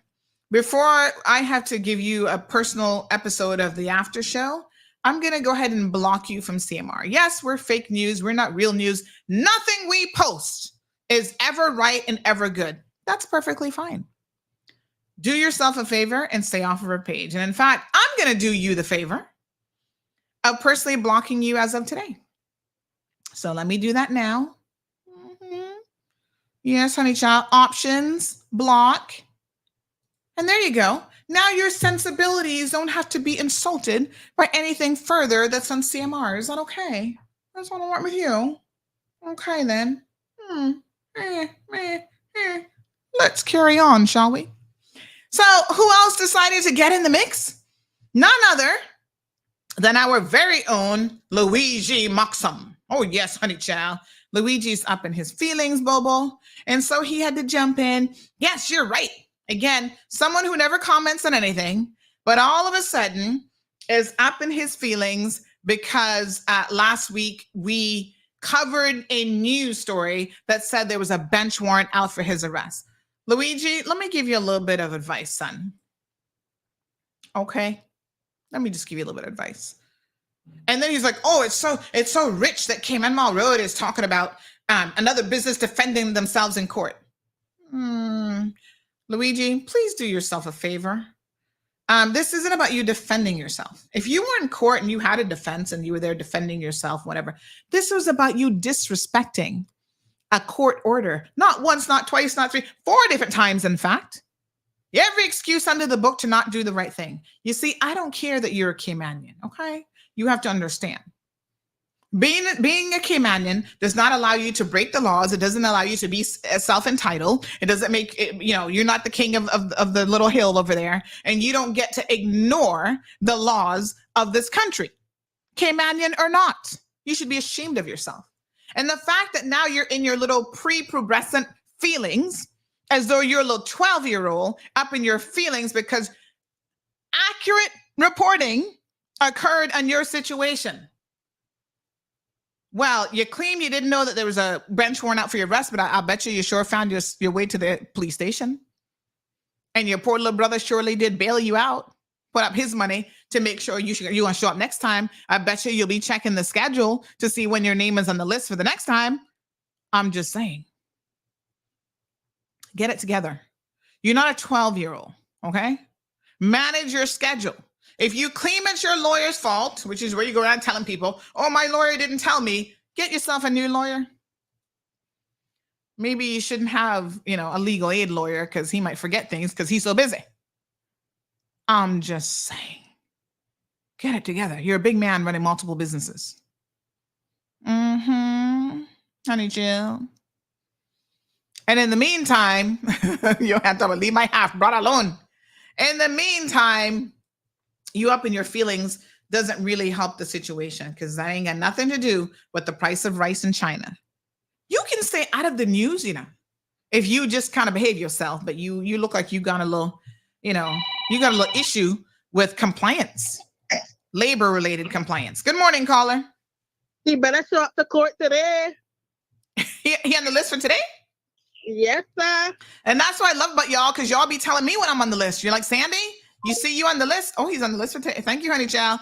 Everybody who knows Luigi right now, please text him if he's not there already and say, Ouija, you better go to court because you're on the list today. I wonder if he's before Miss McFarland, because, she's not going to be happy. Oh, honey child. And you show up with a way to pay that woman her money today. That's all I can tell you. Your hand says we're all allowed to disagree. We are. But when you get up in your feelings and, like I said, you act like a little 12-year-old, you're going to be called out about it. He's all over his own page. Oh, I'm so upset with Samara. You'll be fine, Luigi. You ain't got nothing to worry about in life. Whether you have 50 million failed businesses, you can still eat. You one of those fortunate Caymanians that, whether you fail or not, there's always going to be someone there picking up the pieces of your life. And isn't that amazing and fortunate that there's some of us who live in that bubble? The rest of us don't, Luigi. I got to be honest with you. And I think you're very fortunate. And that's why I think there's a greater burden on you to kind of get your ish together. Because you kind of slacking off a little bit there by running a business that looks like it's a little bit tethering on what a hot mess. All right. We'll leave you there, honey chow. Tomorrow I need to touch on the young lady who stole all this money from her employer and has yet to pay the money back. And now they're suing her in civil court. So make sure you tune in for that. It's a very unfortunate situation because she's going through a tough time right now. But you have to remember that, of course, these people filed their lawsuit before all of that happened. And in addition to that, she's owed this money for a really long time. Okay, honey chill. So we're going to bring you those news headlines and more. The good folks in Honduras, all I can tell you is hang tight. If it clears up, you can come back home. Hopefully you might have a job that's a little bit lenient and you can work remotely. I mean, I don't know. What a hot mess. Tomorrow's Wednesday, and then we got Thursday. Philip Hides, are you still off island living your best life? Please, please, please listen to me. You got 2 days to call Seaboard Marine and have them release that woman's windows and doors. I'm really encouraging you to do so. Don't forget, you have a government contract now, The government of the Cayman Islands is allowing people to engage in business when they have such poor reputations. They need to start doing some background checks on some of y'all. Anyway, folks, have a beautiful day. Happy Monday, part 2. It's Tuesday morning. Get up, go to work, put on your best attire, put on your best face. Yes, and let's earn some honest money. No stealing from people, no cheating and crooking your business partners, no bad driving on the roadway. Y'all can do it. I have faith in you. Hunter, I understand, honey child, that I need to come and try one of your waffles. I keep hearing about this guava waffle. One day I'm just going to show up out of the blue and be like, I would like a hot chocolate and a guava waffle, please. All right, you beautiful people, have a good day. You guys know what you're going to do tomorrow morning at 7:30. You're going to tune into number one, Cayman's number one talk show, Honey Child. It's called The Cold Hard Truth for a reason. See you tomorrow morning. Thank you for tuning in to another episode of The Cold Hard Truth on Bobo 89.1 FM. Cayman's number one talk show is live weekdays from 7:30 a.m. Never miss an episode again. Watch anytime on CMR's Facebook and YouTube channels for the latest show episodes. Don't forget to follow us online on our social media channels and visit CaymanMarlRoad.com for all the latest news and community happenings.